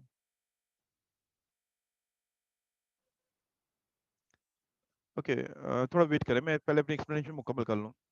मेरी बात को यहाँ जरा गौर सुन लें, जब मैं मुकम्मल कर लूं फिर जरा सवाल वो कीजिएगा, मैं बताता हूँ आपको। ओके, देखिए मैं ये कह रहा हूँ कि ये एक फॉलिंग लिक्विड है और मैंने इसको कोई शेप नहीं दिया। अब जितने भी आउटर लेयर के मॉलिक्यूल्स हैं, ऑल आर सरफेस मॉलिक्यूल। इनके अंदर मॉलिक्यूल्स होंगे, इनके इनर अंदर मॉलिक्यूल्स मौजूद हैं। ओके, अब सरफेस मॉलिक्यूल को इनवर्ड पुल मिल रहा है, इस सरफेस मॉलिक्यूल भी मिल रहा है, इसको भी मिल रहा है, इन सबको मिल रहा है। अब इन सबको इनवर्ट फोर्स जो है वो सेम एग्जर्ट हो रही है, इसलिए सबका डिस्टेंस फ्रॉम द सेंटर क्या होना चाहिए, इक्वल होना चाहिए। इसलिए सारे सरफेस मॉलिक्यूल इनवर्ट पुल होने की वजह से, अंदर की तरफ पुल होने की वजह से सारे के सारे सरफेस को कम से कम करने की कोशिश करेंगे, और सेम फोर्स होने की वजह से सबका डिस्टेंस फ्रॉम द सेंटर क्या होगा, इक्वल होगा, इसलिए वो एक यूनिफॉर्म स्फेरिकल शेप बन जाएगी। देखें इसको भी पुल हो रहा है अंदर, ये अंदर की तरफ मूव कर रहा है, अंदर मूव कर रहा है, तो ये इसलिए फैल नहीं जाएगा बल्कि अपने सरफेस एरिया को रिड्यूस करता चल जाएगा। जितना सरफेस टेंशन ज्यादा होगा, जितनी सरफेस पे फोर्स इनवर्ड ज्यादा होगी, उतनी surface area of the liquid जो है वो रिड्यूस होगा, कम से कम होगा, श्रिंक होगा। तो हम ये बात करें a freely falling drop of liquid is spherical. सबका ये कॉमन ऑब्जर्वेशन जरूर होगा कि वाकई ऐसे ही होता है। तो फिर भी मैंने एक क्या नाम है, एनिमेशन से आपको पहले ड्रॉप समझाया जा रहा है। ये देखें, ड्रॉप नजर आ रहा है,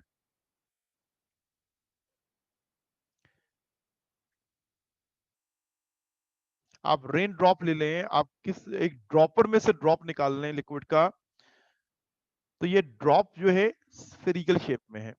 जब कांटेक्ट विद सरफेस जो है तो कंप्लीट स्फीयर नहीं बन रहा है, लेकिन फ्रीली फॉल जब करता है तो तमाम आउटर लेयर के मॉलिक्यूल इनवर्ट पुल होने की वजह से, सारे यूनिफॉर्म डिस्टेंस में आने की वजह से एक कंप्लीट स्फीयर बन जाता है। अब freely falling drop of liquid is spherical. इसका रीजन लेते हैं, क्यों क्यों रीजन क्या है? Due to surface tension, due to surface tension, क्योंकि surface tension tends to contract and adopt a shape of sphere. हम कहते हैं सरफेस टेंशन का कॉज है क्योंकि सरफेस टेंशन लिक्विड को श्रिंक करता है। Due to surface tension liquid tends to contract and adopts a shape of sphere. ये जो श्रिंक होना, कॉन्ट्रैक्ट होना, क्या हो रहा है, वजह क्या है, उसको smallest surface area to volume ratio.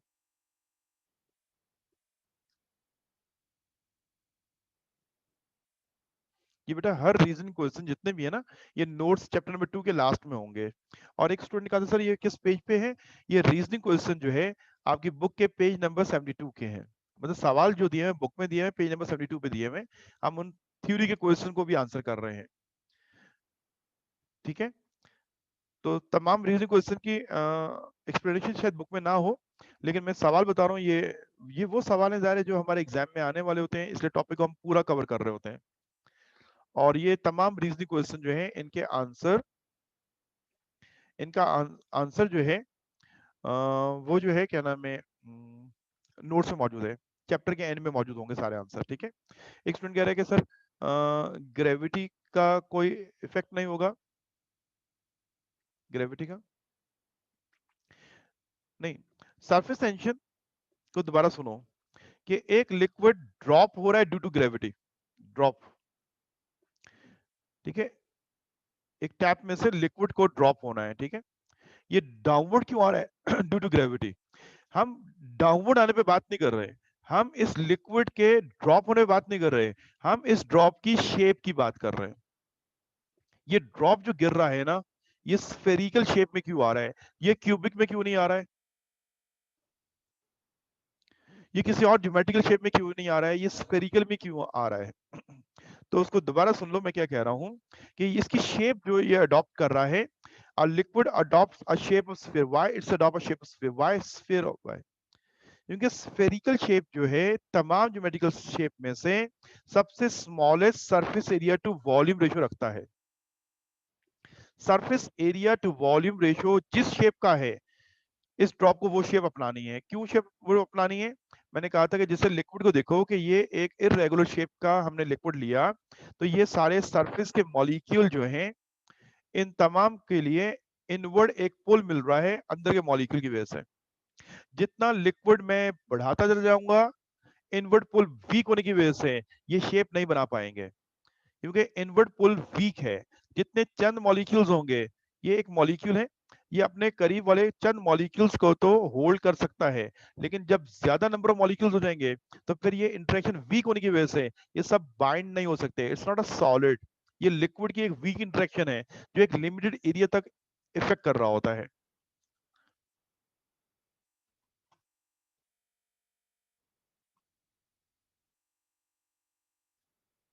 Okay, नहीं बेटा मैं बात फिर पूरी कर लूं आपको। देखिए हमने ये कहा था कि ये एक टैप में से लिक्विड को गिरना है ना, ठीक है। लिक्विड जब वो फ्रीली फॉल करता है तो वो एक ज्योमेट्रिकल शेप बनाता है। अब वो शेप क्यों बनाता है?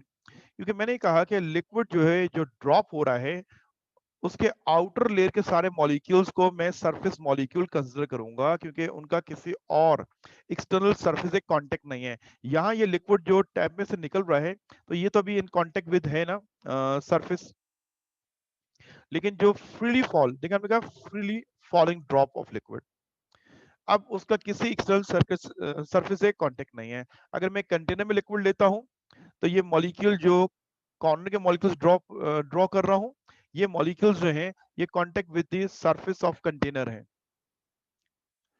लेकिन ये फॉलिंग ड्रॉप की बात कर रहा हूं, ये किसी एक्सटर्नल सरफेस से कांटेक्ट में नहीं है।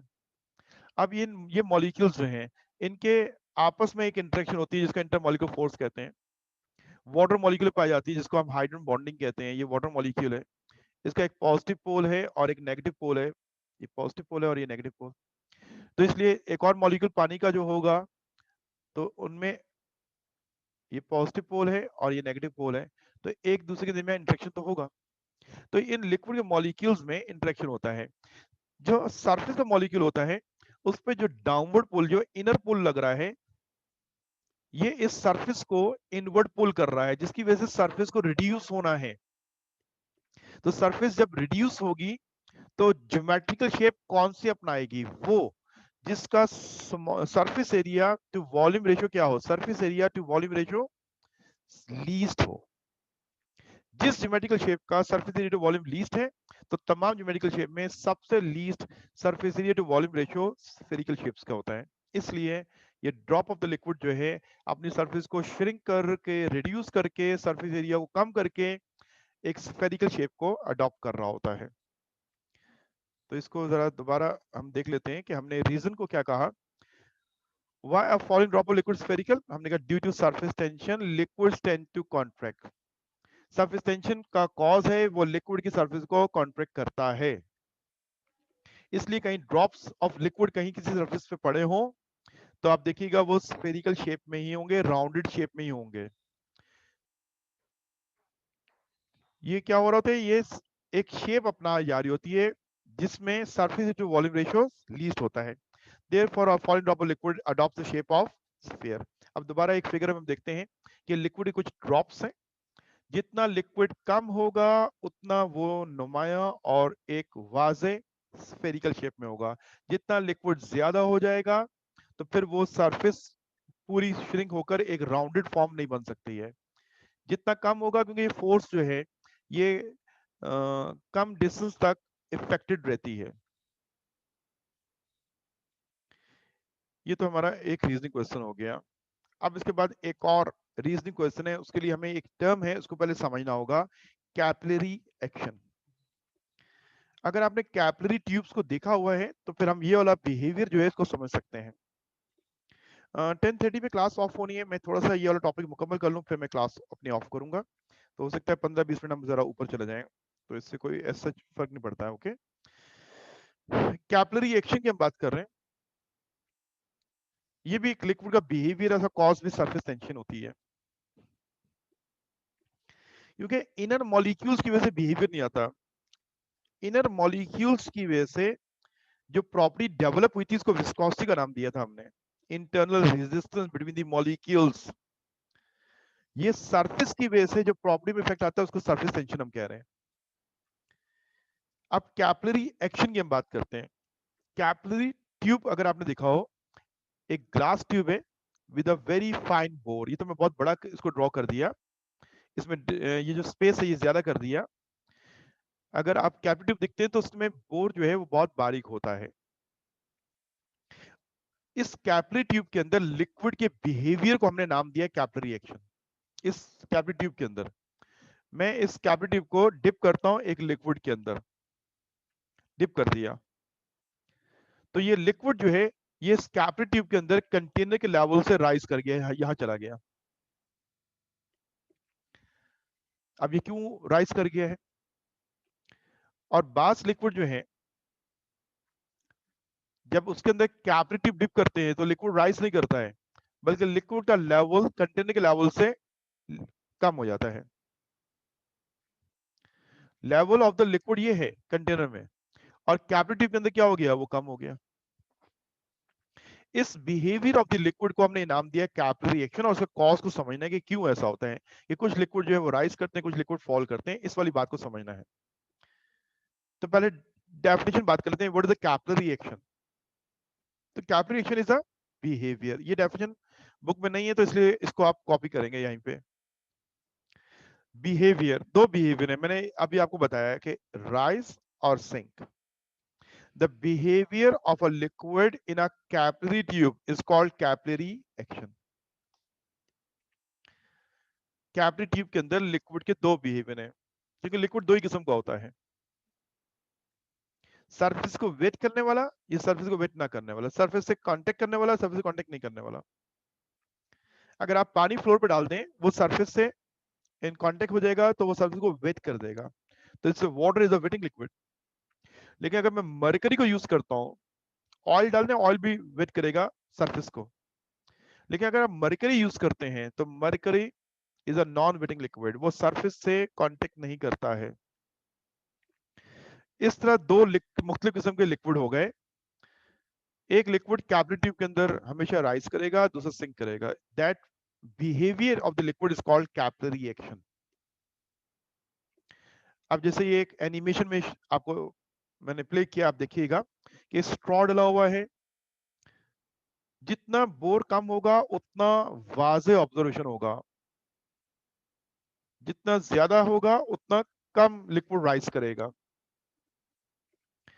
तो इस स्ट्रॉ के अंदर हम देखते हैं कि लिक्विड जो है कंटेनर के लेवल से राइज कर रहा है और एक सरफेस को कर्व सरफेस में लेके आ रहा है। इसको मिनिस्कस कहते हैं। ये जो कर्व सरफेस बन जाती है ना, इसको मिनिस्कस कहते हैं। ये जो कर्व सरफेस बन रहा है, दैट इज कॉल्ड मिनिस्कस।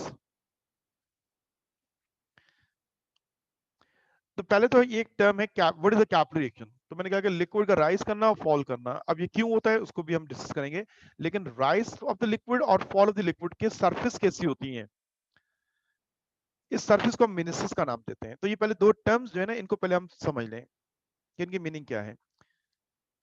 जब लिक्विड राइज करता है तो उसकी सरफेस, कर्व सरफेस जो है वो डिफरेंट फॉर्म में होती है, और जो लिक्विड सिंक करते हैं इन कैपिलरी ट्यूब, उनकी सरफेस जो है वो कॉन्वेक्स शेप में होती है। तो ये इनको हम मिनिस्कस कहते हैं। तो डेफिनेशन क्या ले रहे हैं मिनिस्कस की? This surface of liquid in a vessel is called meniscus. Surface जो है उसकी, उसको हमने मिनिस्कस का नाम दिया है। लिक्विड फ्लैट सरफेस में नहीं होता है। हाँ, कंटेनर का अगर हम कहते हैं कि सरफेस एरिया ज्यादा होता है, इसलिए हमें वो फ्लैट सा महसूस हो रहा होता है। लिक्विड के सरफेस को अगर ऑब्जर्व करना है तो आपको ये जो सरफेस एरिया है इसको कम लेना पड़ेगा। तो इसलिए हम कैपिलरी ट्यूब के अंदर कहते हैं कि इसको आप इजीली ऑब्जर्व कर सकते हैं। ये कहलाएगा लोअर मिनिस्कस और ये कहलाएगा अपर मिनिस्कस। जो लिक्विड कैपिलरी ट्यूब के अंदर राइज करते हैं उनकी सरफेस हमेशा इस तरह कर्व होती है। जो लिक्विड कैपिलरी ट्यूब के अंदर सिंक करते हैं, फॉल करते हैं, उनकी अपर सरफेस जो है वो हमेशा इस तरह कर्व होती है। इस सरफेस को, जो शेप जो बन रही है, इसको हमने नाम दिया है meniscus. The surface of a liquid in vessel is called meniscus. तो दो टर्म्स हो गए, कैपिलरी ट्यूब के अंदर लिक्विड का बिहेव करना और सरफेस को अपनाना, कैपिलरी रिएक्शन एंड मेनिस्कस। अब मेनिस्कस की हम बात कर रहे हैं तो मेनिस्कस जरा देख लीजिए। मैं एक फिगर से आपको, इन अ टेस्ट ट्यूब हम देखते हैं कि एक टेस्ट ट्यूब के अंदर हमारे पास वाटर है,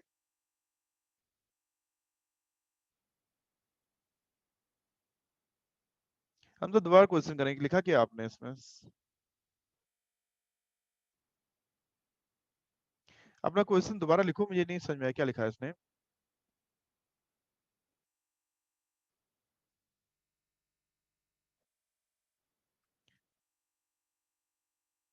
पावर का वर्ड जो है ये समझे, अपर मिनिस्कस लो मिनिस्कस दोबारा बताना। यस ओके बेटा, मैं वही बात कर रहा हूँ अभी, मेरी बात मुकम्मल नहीं हुई, जरा पूरी बात सुन लो, फिर उसके बाद क्वेश्चन दोबारा कीजिएगा। हम मिनिस्कस को दोबारा एक इस पिक्चर से जरा समझने की कोशिश करते हैं। मैंने पहले टेस्ट ट्यूब के अंदर वाटर लिया हुआ है, वाटर का जो सरफेस है वो कर्व सरफेस जो है, वो कर्व सरफेस अगर आप देखें तो इसको हम कहते हैं कॉनकेव मेनिस्कस। ये सरफेस जो कर्व सरफेस है वो यूं है, इस तरह की, सॉरी यूं। और मरकरी जो है, मरकरी देखें वो उसकी सरफेस जो है वो वाटर से डिफरेंट है, ये देखें ये कर्व सरफेस कैसे डिफरेंट है। तो इसको हम कहते हैं अपर मेनिस्कस, और इस वाटर वाली सरफेस को हम कहते हैं लोअर मेनिस्कस। ये actual liquid in a test tube आपको शो किया जा रहा है। अगर आपने 9th में न्यूट्रलाइजेशन का प्रैक्टिकल किया हो तो ब्यूरेट के अंदर जब बेस लेते हो तो लेवल ऑफ द जो बेस आप जब चेक कर रहे होते हो तो आपसे टीचर कहता है कि भाई आपने लिक्विड का वॉल्यूम देखना है, तो क्या चीज नोट करनी है, उसके लोअर मिनिस्कस को देखना है, लोअर मिनिस्कस को। तो ये ब्यूरेट के अंदर भी नजर आ रहा होता है हमें लिक्विड। तो लिक्विड्स जो हैं कैपिलरी ट्यूब के अंदर बहुत नुमाया वाजे होते हैं, लेकिन टेस्ट ट्यूब, ब्यूरेट, पिपेट इनमें भी नजर आ रहे होते हैं। तो चंद लिक्विड जो है हमने कहा कि वो जब टेस्ट ट्यूब में, ब्यूरेट में, कैपिलरी ट्यूब में डाले जाए तो उनकी कर्व सरफेस जो होती है, सरफेस वो कॉनकेव शेप में होती है या लोअर होती है। ये फर्स्ट जो वाटर की नजर आ रही है। और कुछ लिक्विड ऐसे हैं कि वो टेस्ट ट्यूब, ब्यूरेट और कैपिलरी ट्यूब के अंदर इस तरह की कर्व सरफेस बनाते हैं, जिसको हम अपर मेनिस्कस या कॉन्वेक्स मेनिस्कस कहते हैं। अब इसमें हमजा कोई सवाल है तो पूछ लो पहले। मिनिस्कस का जो लफ्ज यूज किया, meniscus is the surface of the liquid, और ये कर्व होती है और दो मुख्तलिफ कर्व सरफेस बनती हैं, एक अपर बनती है और एक क्या बनती है, लोअर बनती है।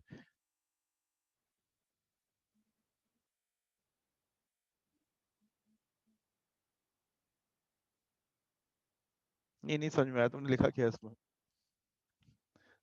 आपको समझ में आ गया? ओके कह दो तो मैं आगे मूव करता हूँ।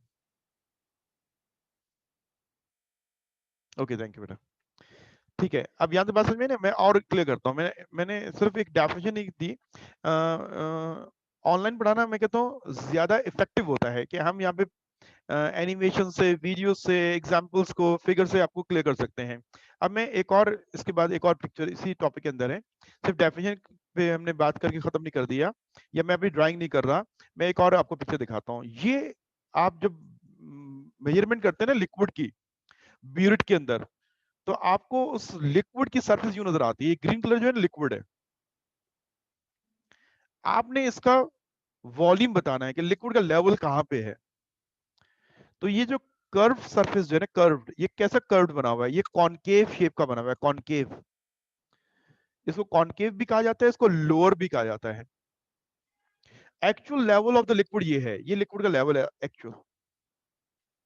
ये due to low in surface tension, ये मॉलिक्यूल्स ऊपर राइज कर गए हैं असल में, सरफेस टेंशन कम होने की वजह से ये राइज कर गए हैं ऊपर इस कॉर्नर के मॉलिक्यूल। मैं इसमें थोड़ा ड्रॉ कर देता हूँ। आप सपोज करेंगे लिक्विड के ये मॉलिक्यूल्स थे और ये इनकी सरफेस थी, और ये हमारा ब्यूरेट जो है, ग्लास जो है, ये ग्लास के मॉलिक्यूल में डिफरेंट शेप में बना रहा हूं, ठीक है। ये ग्लास के मॉलिक्यूल है। ये जो कॉर्नर का मॉलिक्यूल है ना, ये जो कॉर्नर का मॉलिक्यूल है, जिसको मैं पूरा शेडेड कर देता हूं, और ये कॉर्नर का मॉलिक्यूल है, इसमें दो किस्म की फोर्स अप्लाई हो रही है। एक सेम काइंड ऑफ मॉलिक्यूल की, इसके अपने मॉलिक्यूल की, और एक कंटेनर के मॉलिक्यूल की, सरफेस मॉलिक्यूल के। एक इसके अपने मॉलिक्यूल्स हैं, और दूसरा जो है कंटेनर का मॉलिक्यूल है। इसका कलर चेंज कर लेते हैं, ये कंटेनर का मॉलिक्यूल है, इस पे भी कंटेनर का मॉलिक्यूल, सरफेस मॉलिक्यूल। जिन लिक्विड की सरफेस से इंटरेक्शन स्ट्रांग होती है, सरफेस से इंटरेक्शन स्ट्रांग होती है, वो हमेशा ये लोअर मिनिस्कस बनाते हैं। ड्यू टू एडेसिव फोर्स, ये जो इंटरेक्शन विद सरफेस है दैट इज कॉल्ड एडेसिव, ये मॉलिक्यूल जो है इस एडेसिव फोर्स ज्यादा होने की वजह से ये अपनी जगह से डिस्प्लेस हुआ और ऊपर चला गया, और ये मॉलिक्यूल भी कॉर्नर का ऊपर चला गया क्योंकि एडेसिव फोर्स ज्यादा थी। अब जब वो ऊपर मूव कर गया तो ये सरफेस क्या होगी, एक कर्व सरफेस बन गई है जिसको हम कहते हैं लोअर मेनिस्कस। तो मेनिस्कस इस सरफेस को कहते हैं हम। ये कंटेनर की जो वॉल्स हैं उनका इंटरेक्शन विद लिक्विड पे डिपेंड कर रहा होता है कि कर्व सरफेस कैसा बनेगा। तो जो मेनिस्कस है वो सरफेस है, वो दो किस्म की सरफेस होती है, एक को हम कहते हैं लोअर मेनिस्कस, वो ये शेप है, और दूसरी कहलाती है अपर। और दोनों की मिसाल क्या है, water form the lower meniscus and mercury form the upper meniscus.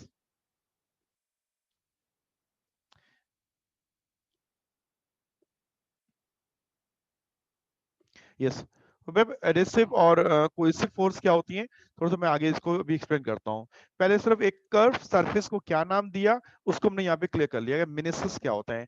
मेरा एक पूरा एक सवाल आने वाला है, उसके अंदर मैं एडेसिव को और कोहेसिव को डिफाइन करूंगा, ठीक है। तो इसको हम जरा रोकते हैं क्वेश्चन को, और हम सिर्फ मेनिस्कस वाली बात को समझ के आगे बढ़ेंगे।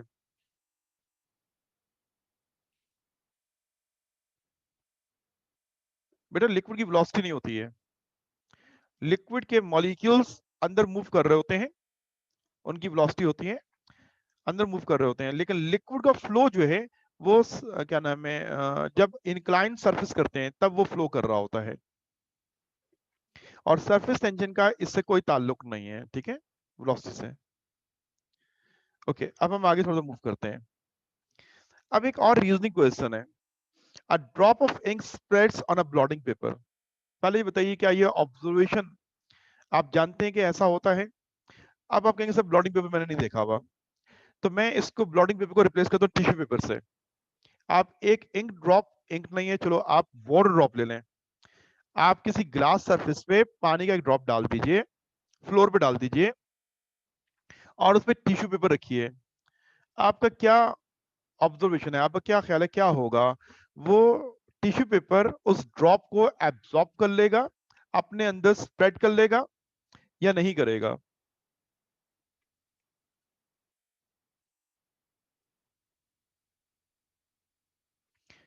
करेगा, कर लेगा, कर लेगा, सब कह रहे कर लेगा, ठीक है, यस कर लेगा। अब ये एक कॉमन ऑब्जर्वेशन है, हम अब इस पे बात करने जा रहे हैं, इसको जरा समझना है। एक इंक का ड्रॉप जो है, blotting paper just like a tissue paper, जब आप रखते हैं, असल में अब हम क्या नाम है रिमूवर और क्या नाम है वाइटो ना, इस तरह की चीजें यूज करते हैं, वरना पहले जब हम लिखते थे तो इंक ड्रॉप कॉपी पे आ गया, तो ब्लॉटिंग पेपर हम रखते थे ताकि वो इंक ड्रॉप को सक कर ले, एब्जॉर्ब कर ले। ये a drop of ink spreads on blotting paper, ये सवाल हमारी बुक का है, पेज नंबर 72 पे जो क्वेश्चंस दिए हैं ना, 72 पे पेज नंबर पे, वहां का ये क्वेश्चन है, और इसको हम आंसर करने जा रहे हैं। इसके आंसर के लिए आपको कैपिलरी एक्शन का मालूम होना जरूरी है। एक सरफेस पे हमने ड्रॉप की बात की, एक ड्रॉप पड़ा हुआ है, अगर मैं इस ड्रॉप के ऊपर एक कैपिलरी ट्यूब डाल दूं तो इस लिक्विड का कुछ अमाउंट जो है वो इसके अंदर राइज कर जाएगा। इसके पैरेलल में एक और कैपिलरी ट्यूब लगा दूं तो ये कुछ और लिक्विड राइज कर जाएगा। इसके पैरेलल एक और कैपिलरी ट्यूब लगा दूं तो ये लिक्विड राइज कर जाएगा। तो ये पूरा ड्रॉप इन कैपिलरी ट्यूब्स की वजह से इसके अंदर राइज कर रहा है ना, ऐसा राइज कर रहा है। एक सिंगल कैपिलरी ट्यूब डालूं तो उसमें कुछ लिक्विड, कुछ amount of the liquid drop का उसके अंदर राइज कर जाएगा। ब्लॉटिंग पेपर और a tissue paper consist of billion of pores, उसमें बहुत सारे सुराख हैं, ये हमें वैसे नजर नहीं आ रहे थे, and each pore act as a capillary tube. तो जब मैं टिश्यू पेपर रखता हूं तो इसका मतलब मैंने बहुत सारी कैपिलरी ट्यूब्स रख दी, तो कैपिलरी ट्यूब्स रखते ही ड्रॉप क्या हुआ उसके अंदर, राइज कर गया, क्योंकि लिक्विड जो है वो कैपिलरी ट्यूब के अंदर क्या करते हैं, राइज करते हैं। Ink is a wetting liquid, ink वो है जो सरफेस से कांटेक्ट करता है। अगर मैं मरकरी में डालूंगा ना, मरकरी राइज नहीं करेगा खुद ब खुद, क्योंकि mercury is a non wetting liquid. तो इंक क्यों राइज कर रहा है, इसलिए कि ink is a wetting liquid, वो सरफेस से कांटेक्ट करता है। अब ब्लॉटिंग पेपर में राइज होने का फिनोमेना क्यों है? क्योंकि blotting paper consist of billion of pores and each pore act as a capillary tube and due to capillary reaction a drop of ink spreads on a blotting paper. मेरी बात को सुना? मैंने क्या कहा? मैंने कहा ब्लॉटिंग पेपर में बारीक बारीक बहुत सारे पोर्स हैं। Each pore act as a capillary tube, कि समझें कि हर pore as a capillary tube act कर रहा है, तो वो इंक को अपने अंदर एब्जॉर्ब कर रहा है, लिक्विड उसके अंदर राइज हो रहा है, इसलिए सारा ड्रॉप ऑफ द इंक उस पेपर के अंदर क्या होता है? स्प्रेड कर जाता है। अब इसके लिए एक वीडियो से मैं इसको और एक्सप्लेन करता हूँ, क्लियर करता हूँ, जरा देखिएगा। इस वीडियो में सबसे पहले एक कैपिलरी ट्यूब दिखाई जाएगी कि वो एक लिक्विड में डलती है तो लिक्विड कैसे राइज कर जाता है। कोई आपने शक नहीं किया, ये लिक्विड का एक बिहेवियर है कि वो कैपिलरी ट्यूब के अंदर खुद बहुत राइज करता है। क्यों राइज करता है? क्योंकि एडेसिव फोर्स कोएसिव से ज्यादा होती है। एडेसिव कोएसिव क्या होती है, ये नेक्स्ट में हम बात कर लेंगे। सिर्फ behaviour of the liquid in a capillary tube देखिएगा। फिर कैपिलरी ट्यूब की जगह हम एक टिश्यू पेपर डालेंगे उस लिक्विड के अंदर, तो वो लिक्विड उसमें राइज इसलिए हो रहा होगा कि उस टिश्यू पेपर का हर पोर जो है वो एक्ट कर रहा है एज अ कैपिलरी ट्यूब। ये देखिए,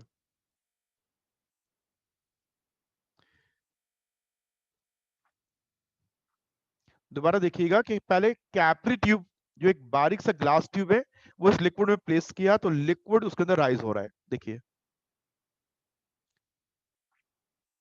है ना, कैपिलरी ट्यूब के अंदर राइज हो गया। ओके, अब इसमें एक टिश्यू पेपर लाके हम डिप करते हैं। जैसे आपने इसको डिप किया तो ये लिक्विड इसके अंदर राइज होना शुरू हो गया। तो इसके बारे में सवाल है, a drop of ink spreads on a blotting paper, a liquid spreads on a blotting paper और टिश्यू पेपर, व्हाई? ये बेटा हमारा सवाल था। तो इस सवाल का अब आंसर समझने क्या है, रीजन क्या है? तो रीजन ये है, मैं कह रहा हूं आपसे, जो मैंने भी समझाया आपको और इस वीडियो में आपको शो भी किया। Each pore in a blotting paper act as a small capillary tube. हर सुराख ब्लॉटिंग पेपर या टिश्यू पेपर पाया जाता है, वो एक्ट करता है as a small capillary tube. और इंक कौन है? Ink is a wetting liquid due to its low surface tension. जिस लिक्विड की अपनी सरफेस टेंशन वीक होगी, वो एक्सटर्नल सरफेस के साथ जब कांटेक्ट में आएगा तो वो उसके साथ उस सरफेस को वेट कर देगा। इंक सरफेस से कांटेक्ट होने वाला लिक्विड है, इसलिए हम कह रहे हैं waiting liquid due to its low surface tension. Therefore, a drop of ink spreads on a blotting paper and absorb on it through capillary action. जैसे अभी आपने उस वीडियो में इसको देखा था। अब एक और वीडियो में हम देखेंगे कि एक रेड कलर का इंक जो है वो एक टेबल पड़ा हुआ है या फ्लोर पर पड़ा हुआ है, और हम टिश्यू पेपर जब उस पर स्प्रेड करते हैं, उसको क्या नाम है, रब करते हैं, तो वो इंक उसके अंदर कैसे एब्जॉर्ब हो जाता है। एक और एनिमेशन देखिएगा।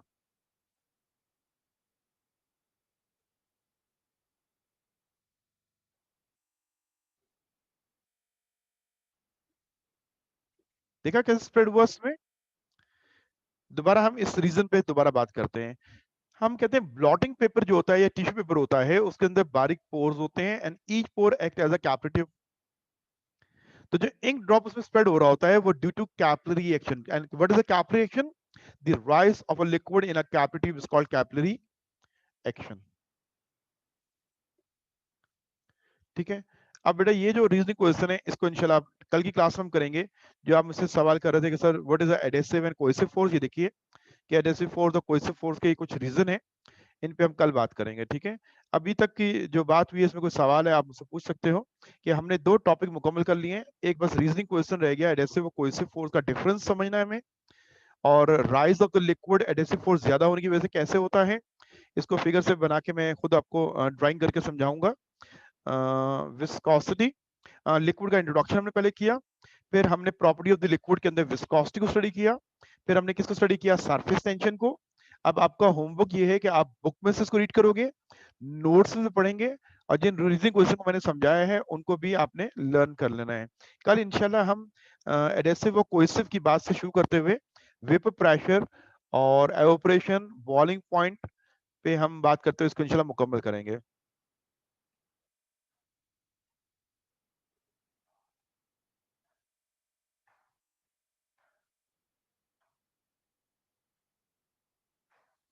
जबीर पहले लास्ट स्लाइड आपने कौन सी इसकी बात कर रही है?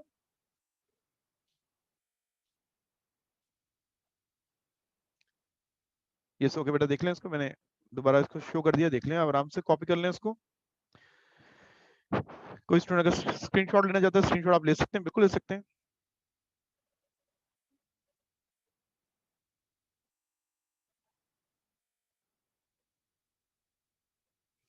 किसी का अगर कहने में कोई अगर पिछला न्यूमेरिकल या कोई टॉपिक रहता है, पूछने वाला है, कोई सवाल अगर किसी का है, तो बेटा वो फिजिकली यहाँ पे आ जाए। मैं आज बैठा हूँ यहाँ पे, रात 9 बजे तक हूँ, मैं सेंटर में हूँ, सेंटर से क्लास हम ले रहे हैं, तो आप आ सकते हैं, ठीक है?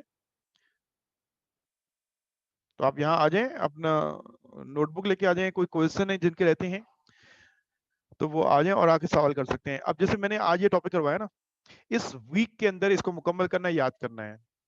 अगर आप एक वीक के बाद आप मुझसे क्वेश्चन करेंगे या मैं चैप्टर नंबर 3 पढ़ा रहा हूँ तब क्वेश्चन करेंगे, तो इट्स वेरी डिफिकल्ट। तो इसलिए आज हम बात कर रहे हैं, चीजें फ्रेश आपके जहन में हैं, तो आपको समझना और याद करना ज्यादा आसान होगा। तो इसलिए आज ही पढ़िए, बुक से पढ़ें, नोट से पढ़ें, इसको याद करें। और कोई सवाल है तो कल क्लास में कर लीजिए, और कोई अगर आना चाहता है वो आ सकता है।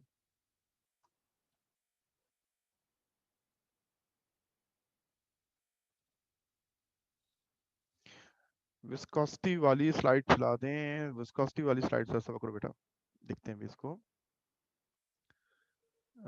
विस्कोसिटी में आपको क्या देखना था? विस्कोसिटी में बताइए कौन सी वाली स्लाइड को आपको, उसमें क्या चीज चाहिए थी विस्कोसिटी में? विस्कोसिटी में तो एक स्लाइड ये थी, डेफिनेशन थी ना। बताओ मुझे विस्कोसिटी में बेटा कौन सी वाली, क्या चीज देखनी है उसमें आपको? विस्कोसिटी की वीडियो देखनी है आपको? मरियम, मैं आपसे सवाल कर रहा हूँ। वीडियो, अच्छा यस, वीडियो दो थी। एक तो इफेक्ट ऑफ टेम्परेचर था, ये इफेक्ट ऑफ टेम्परेचर देख लो पहले एक दफा दोबारा, कि एक ही लिक्विड को हमने डिफरेंट टेम्परेचर प्रोवाइड किया तो उसकी विस्कोसिटी चेंज हो गई।